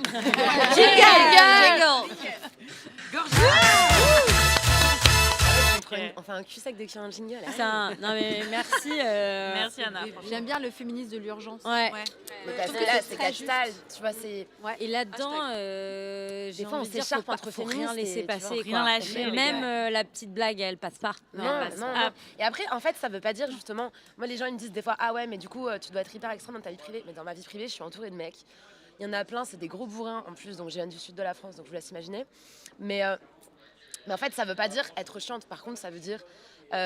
Il y a un mec qui fait une blague de fou à table, t'as pas forcément envie de lancer un grand débat et que ça casse tout le truc et tout. Par contre, après, tu vas fumer une clope avec lui, tu chopes et tu dis par contre, ça plus jamais. Ou si tu le vois tracher une fille devant toi, là par contre, t'interviens et c'est pareil en repas de famille et tout. Il s'agit pas de se fâcher avec tout le monde, faut rester pragmatique, personne ne peut être. Ça, c'est un problème des réseaux sociaux aussi, c'est qu'on estime que chaque personne doit être hyper pure dans son militantisme. Ouais. Moi, des fois, on me dit, ah ouais, mais là, t'as mis du Booba en story. Oui, bah, j'ai même des paroles de Booba avec une faute d'orthographe sur mon bras en fait. Ça n'a pas changé la face du monde et on m'a fait des réseaux parce que j'étais allée aux Ardentes l'an dernier, qui était un festival de rap. Bah oui, mais on est dans la vie réelle, quoi. Au bout d'un moment, sinon on n'avance plus. Et c'est un peu le même débat qu'avec les VG et les véganes. Et les gens, des fois, qui veulent devenir végétariens, ils se font désosser par les véganes. Enfin, eux, au moins, ils font quelque chose, quoi. Enfin, Mais c'est ça, c'est déjà bien si tu fais quelque chose. Enfin, il n'y a pas besoin de. Même quelqu'un qui va pas manifester, quelqu'un qui a pas partagé ses engagements sur les réseaux sociaux, si au quotidien, bah, la personne elle est au courant d'un peu de ce qui se passe et qu'elle sait réagir, bah, c'est parfait. Enfin, voilà. Bah merci. Moi, ça me donne quand même envie de rien laisser passer. Hein. Bon, c'était déjà le cas, j'avoue. Franchement, vous êtes chambés les meufs. Avant, je laissais tout passer, maintenant, je vais changer. Je laisse rien passer, mais du coup, je vais encore moins laisser passer. Non mais en vrai, trop contente de vous avoir autour de cette table. Hein. Franchement, c'est trop cool. Là, on va passer au quiz, du coup, les meufs. Ouais. Il y a les ardoises. Vous avez chacune une ardoise dans vos sacs. En plus de la boîte à pizza. Avec un feutre et un petit effaceur. Est-ce que les gens sur YouTube savent qu'on en est au 3e verre? Moi, j'ai des Et tu as des chaussettes aussi, Bien sûr. Justine, mais ça c'est pour ton usage Ah, mais personnel. grave, c'est pour tes trails et co, là. Très bien. Je sais pas si elles vont tenir le choc, mais... Je sais pas si elle aura des pieds encore en bon Ouais, état à la fin. Il y aura des petits trous dans les chaussettes. Alors si tu veux, Sarah, pour plus de praticité, tu peux dire ta réponse à Laura. Attends, mais on a des stylos? Oui, Ouais. les feutres également dans votre sac. Alors attends. Est-ce que tout le monde a sa petite ardoise et son feutre? Sous les desserts. Il y en a une qui est fan de sucre. Ouais, une qui Et est je sais pas s'il y a du sucre. Je pense que le dessert c'est les cocktails. Je vais me renseigner. Il n'y a pas une personne de l'autre soirée qui essaie Je peux juste avoir. Est-ce que tout le monde a son ardoise et son feutre? Oui. Ouais, vous êtes prêtes les gars? Juste un petit bout de chocolat On apprend de vos. Kinder Bueno. Ok, alors. Chauffez-nous là. Cocktail. Ok. Ouais, merci. Voilà. On fait toutes les couleurs de la couleur. On aurait dit que t'avais dit le jingle, le truc est Ouais, pas grave. mal.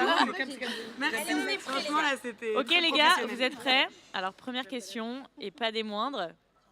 Application de rencontre, pour ou contre? Alors il faut écrire soit Je bosse pour, avec Bumble.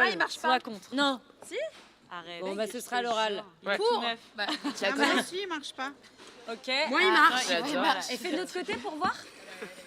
Mais qui est contre? Comment ça se fait que ça marche pas? Et matos de merde. hein. C'est pas, c'est pas sur l'autre. Je me permets. Jingle. Je sais pas qui a... Prends le- C'est dingue, ça. C'est tout neuf pourtant. hein. Ah. Allez, Ouais. quand vous êtes Un, prêts, vous deux, montrez. trois. Mais pourquoi on serait. Il est trop bon ce cocktail. Ah, Je sais pas ce que c'est. On a une majorité de pour. Bah, il y a une unanimité Pas mal, de ça. pour. J'aime bien le Ok, mais pas pour intéressant. Anna, pour mais pas pour moi. C'est intéressant ça. je Pour mais valide pas cette pour Donc moi. pas à 100%. Alors, Je suis trop timide. Ah, mais Moi, j'ai justement, peur c'est aussi, censé moi. pouvoir te permettre de Mais non, surmonter parce qu'en ta fait, ça veut dire timidité. que tu parles avec. En plus, alors, donc je bossais avec Bumble. Enfin, je sais pas si on doit faire bip, mais bref. Je bossais avec une application de rencontre qui encourage les femmes à faire le premier pas. Enfin, moi, Alors, sur Bumble, j'aime bien ta tête. s'il te plaît. La technique de drague dans la vraie vie, c'est d'ignorer la personne. Parce que, Oui, du coup, ça devient compliqué. parce que le mec se dit ah, c'est vraiment une connasse et qu'il dit ça à tout le monde et après c'est non en fait c'est parce que tu lui plais. Du coup non, moi je peux pas parce que ça implique après d'aller en date et de se retrouver face à face avec une personne dont tu sais un peu d'avance que vous voulez vous pécho mais que vous savez pas. Non, c'est trop Ça dur. me fait exactement penser à la sensation d'en parler Marie, de J'adore, tu moi, sues du j'adore cul, t'es stressé, t'es là. J'adore les dates. Ah, vas-y, Marie, raconte. Ça ne m'étonne donc Non, pas. mais ce moment, déjà, tout se passe dans la préparation. Tu sais que dans un date, tout se passe dans la préparation. Si tu vas en schlag, c'est déjà que t'as aucun enjeu, c'est fini ton truc. Ah, mais ça peut être Mais une le stratégie. J'ai un truc brushing. drôle à Ah, dire. tu vas pimper du coup en date. Je vais jamais sur les applis de rencontre. J'y suis allée une fois il y a quelques années. Bref, et j'ai daté un gars et c'était sur Tinder. Et donc ouais, c'était Tinder que j'avais fait. Je crois que c'était un truc comme ça. Oui, mais il n'y a pas le CSA qui nous regarde. Et bref, et donc on se voit et en fait, il m'annonce qu'il est l'un des fondateurs de Happen. Mais non. Notre appli de rencontre. Il faisait du benchmark en fait. J'avoue qu'est-ce qu'il... Moi, j'ai réussi à marier des potes. Mais je... Enfin, L'un des une pote. J'ai oublié. Avec quelqu'un. Magnifique. Ouais, j'étais à Londres et j'étais avec une de mes collègues, donc une meuf de Londres. Et voilà, elle cherchait un mec et tout, et on était en train de dîner, elle était en face de moi, on était avec tous les collègues. Et je lui dis, bah, montre-moi ton app. Et en fait, je lui pique son téléphone. Et là, je fais non, non, non. Et là, je fais oui à un mec. Elle me dit, ah non, pas lui, non, non, non, mais non. Et en fait, le mec l'accepte. Ils se voient. Ils se sont mariés 2 ans après. Ah, Bien sûr, j'ai eu peur. Je te file mon téléphone. Je te file mon téléphone. Pareil avec moi. Elle en modèle. Les petits doigts. Non, mais moi, j'ai senti un truc, c'est super. Attends, t'as jamais fait de... Jamais. Mais enfin, Elsa, Je suis allée dessus, j'ai regardé, je fais Mais moi, je trouve que ça devrait exister pour plein de trucs, pour rencontrer des potes, pour rencontrer des Mais tu associés, peux, hein. rencontrer Attends, des gens mais pour le business. Sur Raya, tu C'est peux faire drôle du que tu business. dises ça, sur on a Bumble, une tu peux idée de faire boîte, des là. business. Il faisait des dates Tinder, ça devenait ses potes. Mais je trouve ça génial. Déjà, le concept, franchement, je sais pas, de swiper, je sais pas, tu mets dans ton panier, c'est un peu chelou, tu vois, tu mets à droite, à gauche. Dans Mais ce même pour faire ce tes panier, courses, je tu vois, valide ça pas. propose. Tu dis, je vais acheter des carottes. Ok, ça te propose toutes les carottes qui existent, à droite, à gauche. Oui, toi, tu es fan du concept. Toi, tu vas mettre un peu de temps à faire tes courses, non? Faut le décliner. Bon, ok, bon, tout le monde pour les apps de rencontre. Tu vois, tu vas aller voir un spectacle. Bien sûr. C'est une unanimité. Alors, les gars, préparez vos ardoises. Attention, c'est la prochaine question. Qui marche. Je prête mon feutre. Ouais, vas-y. Ok, on rentre plus dans le dur. Body positivisme dans la mode, un faux ou un tox? Ça veut dire quoi un faux intox dans ce Est-ce que c'est vrai? Est-ce qu'ils l'ont vraiment fait ou pas quoi? Est-ce qu'ils font vraiment du body Est-ce que c'est un vrai Non, truc? c'est un tox. Tu donnes pas Un tox. de... Il faut écrire sur ton ardoise, Marie. Un tox. Un faux ou un tox? Un tox. Toutes des putes. Combien tout ce qu'on vient de dire depuis tout à l'heure. Répétez la question. It depends. Étape, défilé, étape Ok, 2018. un tox. Non, moi, Ah, j'ai mis un fox. moi, j'ai mis un tox. Un fox. Ah, mais vous avez des ardoises avec des bulles, vous? Un faux, C'est un peu ok. des deux. Ils ont envie, mais ils n'arrivent pas. Bon alors, le info contre le intox. Allez, c'est parti. Qui veut intervenir pour l'intox? Qui a mis un faux? Allez, vas-y. Les deux, là. Ah. Allez, les infos, on vous attend. Bah, écoute, à chaque fois que... Parle dans le micro, Elsa. Pardon, non, mais à chaque fois que j'ai des filles très rondes autour de moi, elles disent qu'elles... Si tu veux, j'ai fait des photos il y a 1 an pour un journal. Non, j'aurais bien aimé, sans déconner, j'aimerais bien. C'est salvateur. Le message est Ah passé, ouais. Elsa. Non, Si mais, vous avez besoin. non, mais tu vois, j'étais avec une amie qui est sur les réseaux sociaux, qui est très ronde, et elle m'expliquait, elle me disait, écoute, tu vois, là, on est en train de faire des photos pour des marques de vêtements. En vrai, la styliste, elle m'a trouvé aucun vêtement à ma taille. Ah, bah Donc, oui. si tu veux, il y a un truc de pipeau chez les grandes marques. C'est vrai. Alors oui, les petites marques sur Insta, on essaye, je pense vraiment, de faire avancer et de faire des tailles jusqu'au ce qu'on peut, parce que même 56, c'est peut-être pas si grand que ça. Mais je pense que je trouve horrible. que les grandes marques, C'est horrible. même les marques de luxe, en vrai, font du Ouais, pipeau. Horrible. Mais surtout que la personne dont tu parles, elle est utilisée en token par beaucoup de marques comme regardez, on a une grosse. C'est ça. Alors Et qu'il en faut pas fait, l'habiller. non, mais le truc surtout, c'est qu'en fait, il y a que des mannequins qui sont très très minces, donc qui font voilà 34 ou 36, parce que maintenant, je crois que c'est le 34 ou le 32 qui est plus possible. Ok. Bon voilà, mais des filles qui sont en 34 ou 36. Et après, une fille très grosse, mais du coup, tout ce qui est mid-size et qui représente l'immense majorité des femmes n'est absolument pas représenté. Parce que du coup, il faut que ce soit très esthétique dans le gros, soit très esthétique dans le très très mince. Et du coup, t'as pas de... C'est ça que je trouve que c'est pas très body positif. Dans les agences, t'as les 36 et t'as les plus size. Et en fait, tu n'as pas l'entre-deux. Ça n'existe pas. Si tu fais un 38-40, tu bosses pas. C'est quoi votre avis, les Brenda? Et bah voilà. Alors complètement. En tant que derrière les fagots. Derrière le mur. Moi, je me cache derrière le micro. Alors, faut savoir que parce que déjà, moi, je peux parler d'un truc sur vous, quand même. Je sais, Elsa, je sais. Qu'est-ce qu'elle va dire? Vas-y, balance. Non, je leur laisse. Mais bon, bref. Alors déjà, enfin nous, franchement, c'est un sujet qui nous touche énormément et qu'on essaye d'adresser du mieux possible, mais on a vraiment du mal. On galère parce que on nous dit il faut absolument montrer une diversité, ce qui est totalement, qu'on approuve totalement. Mais donc, de tout, diversité des corps, de peau, de taille. Et en fait, tu vois, exemple type, notre dernier shoot, on cherchait une mannequin 42. Parce que nous, il se trouve qu'il faut savoir que déjà, on fait des petites quantités et que c'est très compliqué de proposer un super large panel de taille. Parce que déjà, on galère juste dans notre espèce de... Bah oui, c'est vrai qu'on a un cœur de taille. Nos clientes font principalement entre du 34 et du 42. Et donc, c'est compliqué d'aller au-delà parce que c'est des minimums de commandes, c'est des contraintes vraiment très concrètes. Mais on le fait. Mais on le fait quand même parce que ça nous tient à cœur, etc. Mais donc là, bref, on cherchait une mannequin taille 42 parce qu'on se disait c'est assez représentatif de notre clientèle. Donc on avait une mannequin 36, enfin on voulait une mannequin 36 et une mannequin 42 sur notre shooting. Hyper compliqué de trouver une mannequin 42, ça n'existe pas parce qu'en fait les marques soit cherchent des très très grandes tailles pour que visuellement ce soit marketingement impactant.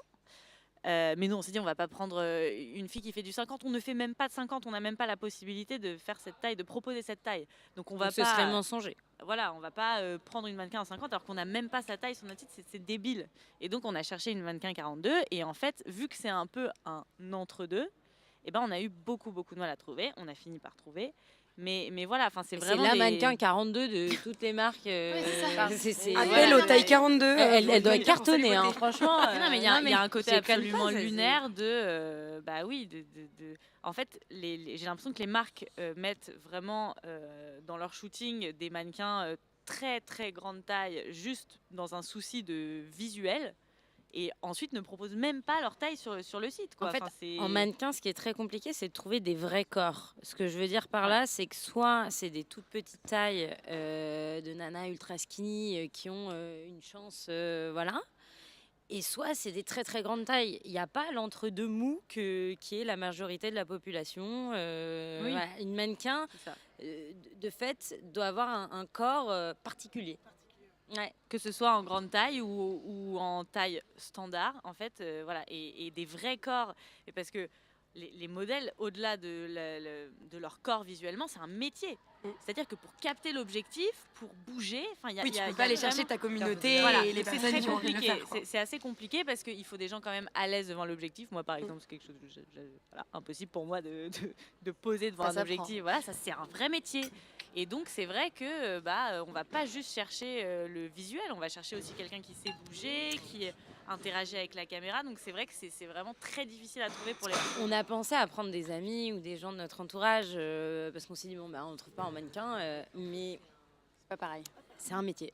C'est un métier, ouais. En sachant que le 42 c'est quand même un 40 pour tout le monde normal. Enfin, le 42 n'est pas une très grande taille. Non, mais c'est considéré comme plus size. Bien sûr. Voilà, on est tout à fait d'accord. C'est pas une très grande taille. Justement, c'est là où ça paraît dingue.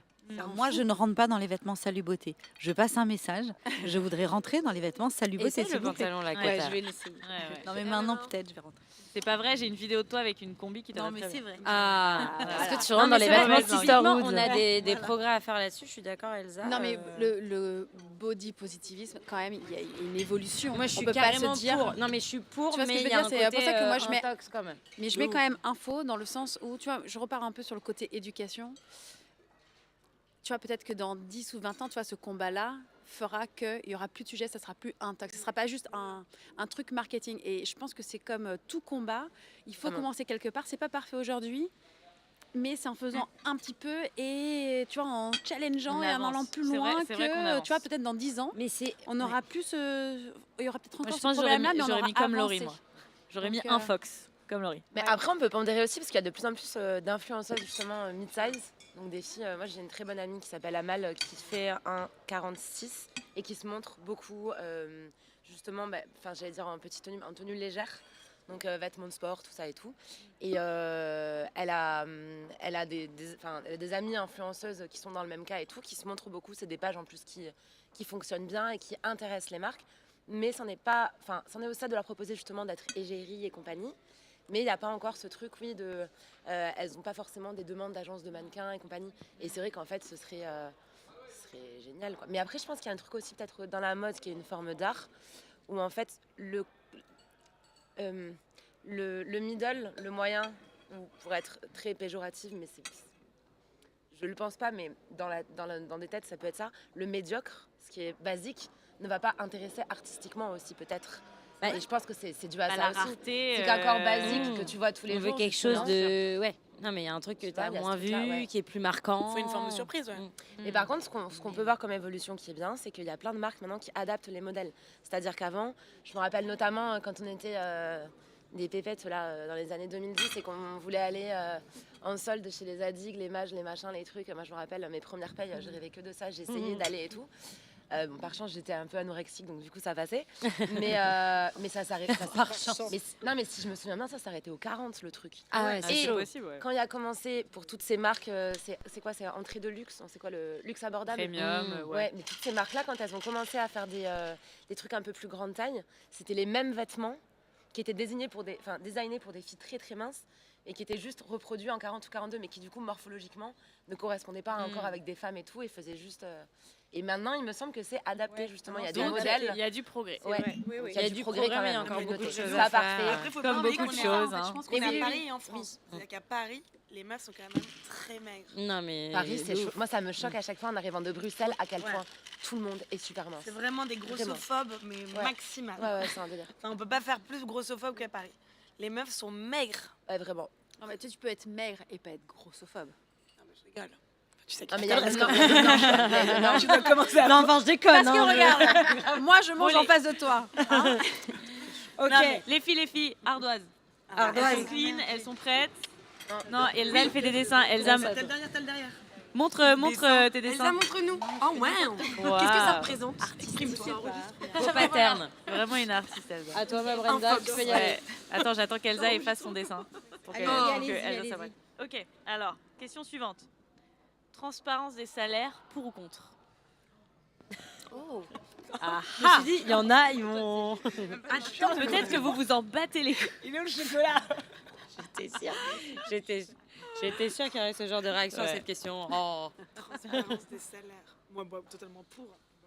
Ah, ah. Ok. Montrez. Je vois même pas où est le contre en fait. J'ai développé un- Je suis en mode quelle question? Ah. Non, mais montre, Justine, montre. J'ai Non, fait non, un non. infox, genre j'ai Contre. P contre. Ouais. Non, mais c'est marrant que Je vais vous expliquer. la CEO dise ça. Ah oui, Tu Non, m'étonnes. mais Je Ok. vais me cacher elle. Ok, Ok. le Ouais. débat. Je suis contente qu'il y ait des pour et des contre. Allez, Justine. Je me lance. Dans le micro. Je vais vous expliquer pourquoi je suis pour et pourquoi je suis contre. Je suis pour parce que... On veut la conclusion. Hein. Ouais, Si ouais, t'es pour mais ou contre. c'est hyper difficile. Franchement, en tant que fondatrice d'une marque avec 30 salariés, c'est un débat du quotidien. Donc je sais même pas si j'arriverai à une décision finale là, parce que sinon ça veut dire que demain je prends une décision au bureau, quoi. T'avais dit Et il y a contre, peut-être des Gigi, personnes de l'équipe qui me on regardent. t'attend, Donc, non, mais en gros, pour, parce que il faut être transparent. Enfin, il y a un moment, tu veux pas des inégalités énormes entre les salaires.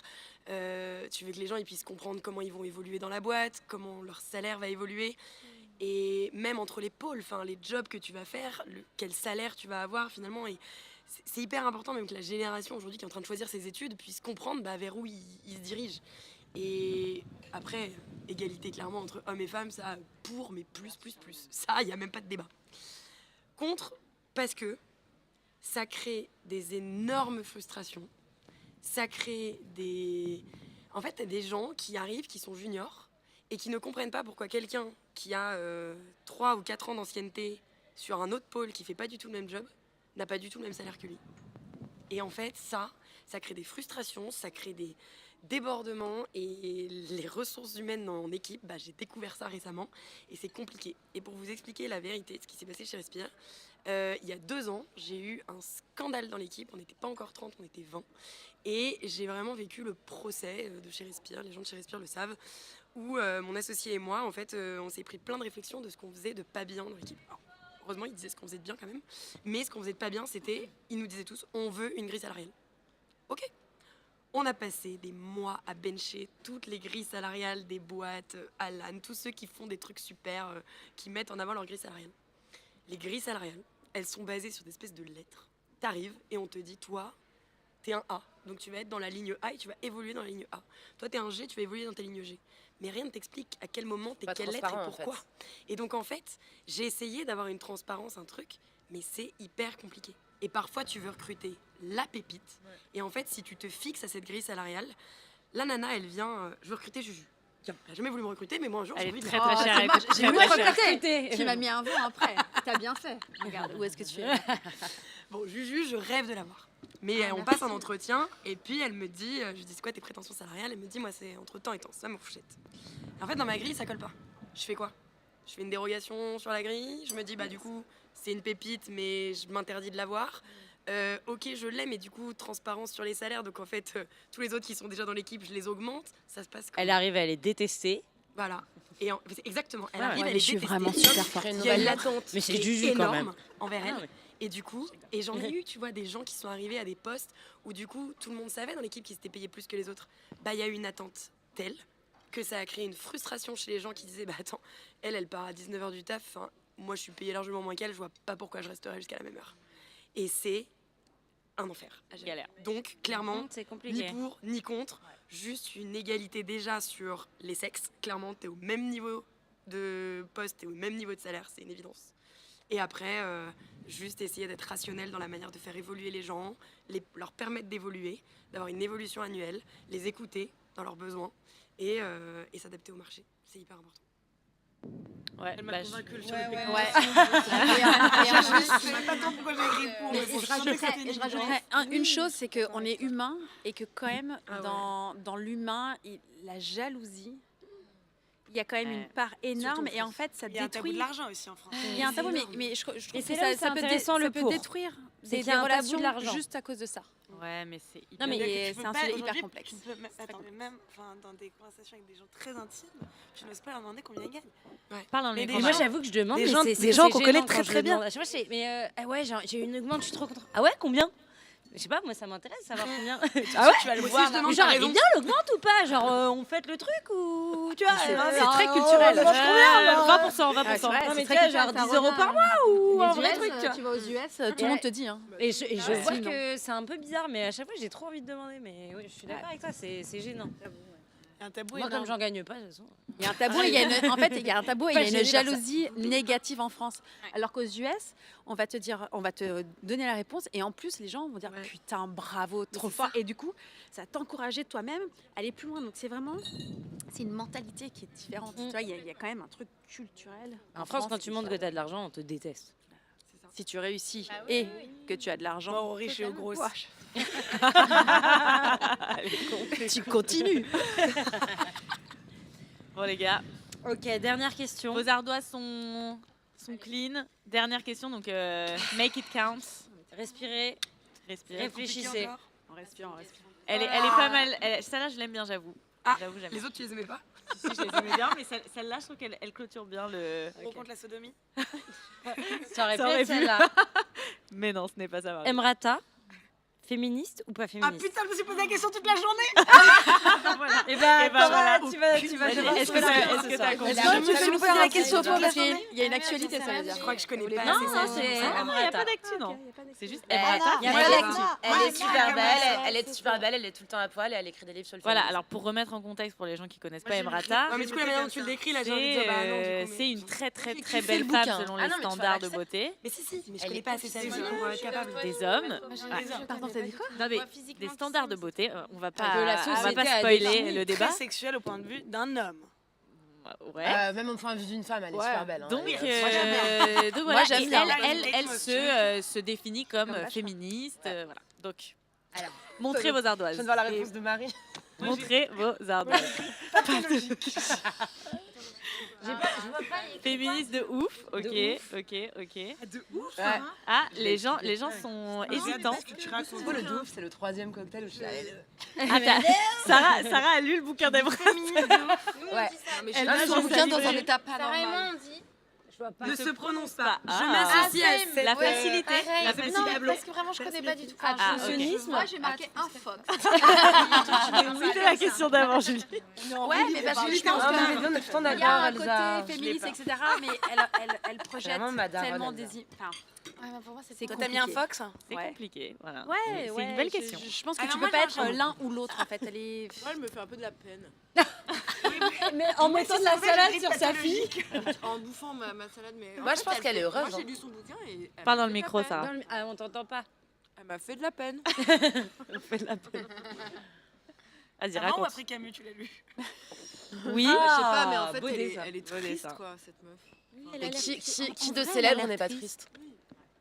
Raconte, Sarah, vas-y. Putain, Parle dans t'as le lu... micro. Non mais t'as lu son bouquin, tu lis vraiment tous les bouquins. Non, mais je- C'est la libraire du quartier. Non, mais je te jure, mon mec, il en peut plus. Du coup, je fais sur T'as combien de Kindle. livres chez toi? Ah ouais. Kindle. Sur Kindle.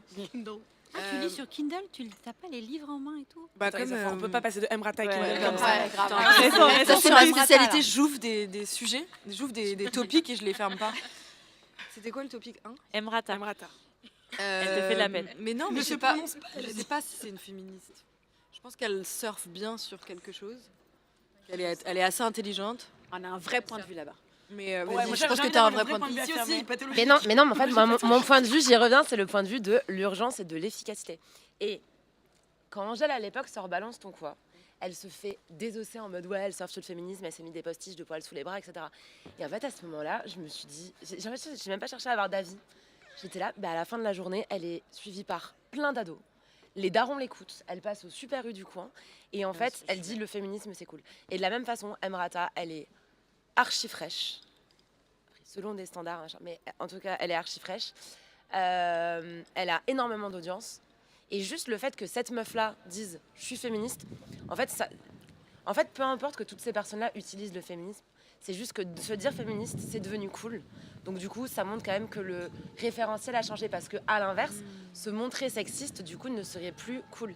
Et deuxième chose, je suis contente qu'une fille qui ait pu évoluer dans des industries aussi sexistes que le mannequinat et que la musique où elle a fait ce clip qui était atroce, qui en fait parlait de viol, où elle est à poil dans la version non censurée et tout, et bien qu'elle soit quand même devenue féministe après. Parce que quand on voit comment ont évolué les Catherine Deneuve, les Fanny Ardant et tout, qui sont au demeurant de très bonnes actrices, mais qui ont évolué dans des trucs tellement sexistes que maintenant elles se sentent obligées de défendre le sexisme bec et ongle, parce que sinon ça les force à réaliser l'horreur de tout ce qu'elles ont vécu.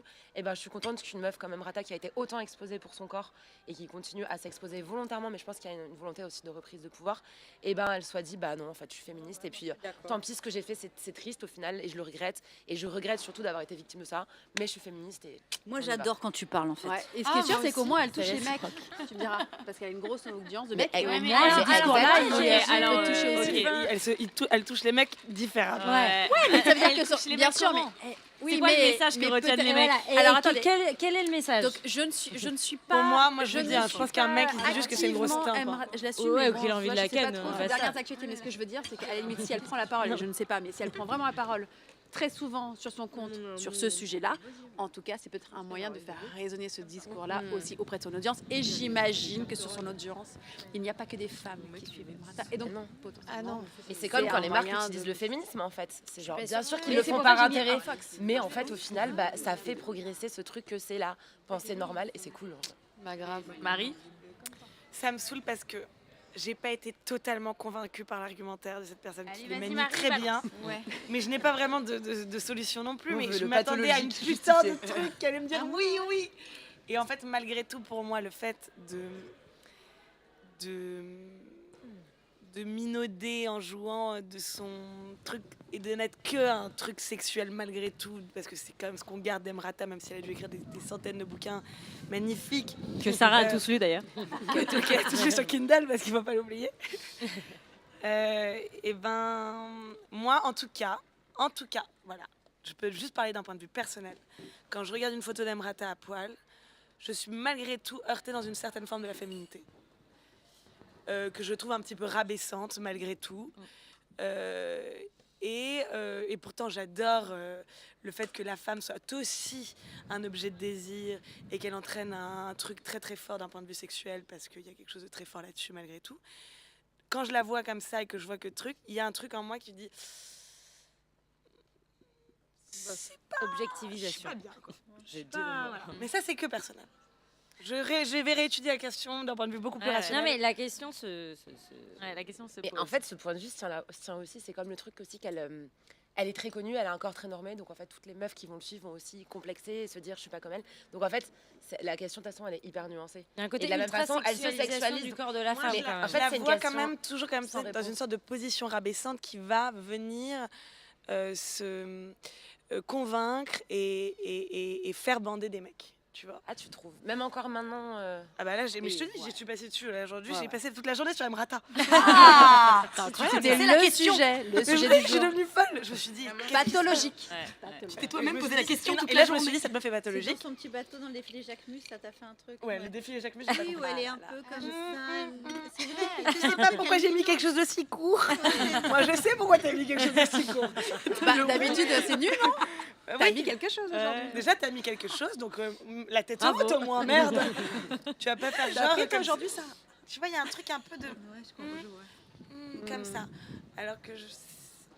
Merci. En fait, tu penses qu'il y a un truc- Elle s'est dit, Tu penses qu'il y a un Marie truc qui est dans le besoin de calcul. boire. Un refill. Il y a un calcul et il y a un calcul par rapport à l'homme qui est pas pour moi ce que j'aime, en tout cas moi personnellement, quand la femme inspire quelque chose de sexuel parce qu'elle est seule au monde, dans son truc, et que là tu te dis ok. Genre bouchera quoi. Tu vois ce que je veux dire? Non, ouais. Elle Bah, monte c'est pas son la cul, vision de la elle monte son féminité machin, puissante, Elle est quoi. comme ça dans sa position de levrette. En permanence, tu vois.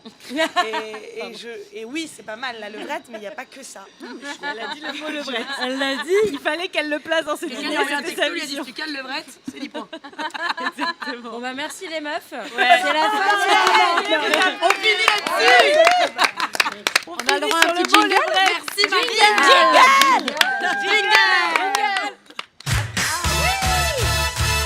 And this is over. Voilà. Oh yes. Merci les meufs, merci beaucoup à tous ceux qui ont Elle suivi était le incroyable. live. Et Ah, voilà, mais si vous t'es regardez ça en replay, j'espère que vous avez kiffé aussi.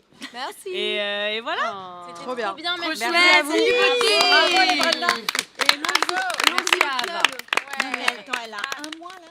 Un mois et demi. Mais c'est un micro. Merci les gars. Putain. Mais elle a été adorable. Hein. Elle est si belle, elle a pleuré sa race. Mais c'est pas grave. Elle a tapé Mais elle a la bouche, adoré. non Elle lui ressemble. J'ai l'impression qu'elle a Moi, je trouve qu'elle te sa ressemble, hein. forme de Moi, je bouche. trouve qu'elle ressemble à mon père. Ah ouais? Regarde, moi, Et tu ressembles à ton père? je dois sacrément ressembler à mon daron. Et moi, je trouve qu'elle te ressemble. Non, mais elle est incroyable. Elle a le prénom que je peux donner à ma fille, c'est trop Ah beau va ce prénom. Ah ouais, j'adore. Ah ouais? Je te l'ai Et voulu. maintenant, elle C'est trop peu. Merci les meufs. Bah, avec C'était trop plaisir. sympa. Hein. J'ai Avec bien froid. plaisir. Ouais, moi aussi j'ai froid, je suis. On a froid. On va coucher. On a adoré. Putain, il y a une être semaine, allés on était en Oh, tourne Elsa. Ça ne tourne plus du tout. C'est fini. Ah, je peux te dire que j'ai lu. C'est fini là, hein? Gustave continue à filmer, mais qu'est-ce que tu filmes, Gustave là? Je te regarde depuis c'est moi. Mamma mia, mamma mia, mamma mia, che calore nella discoteca.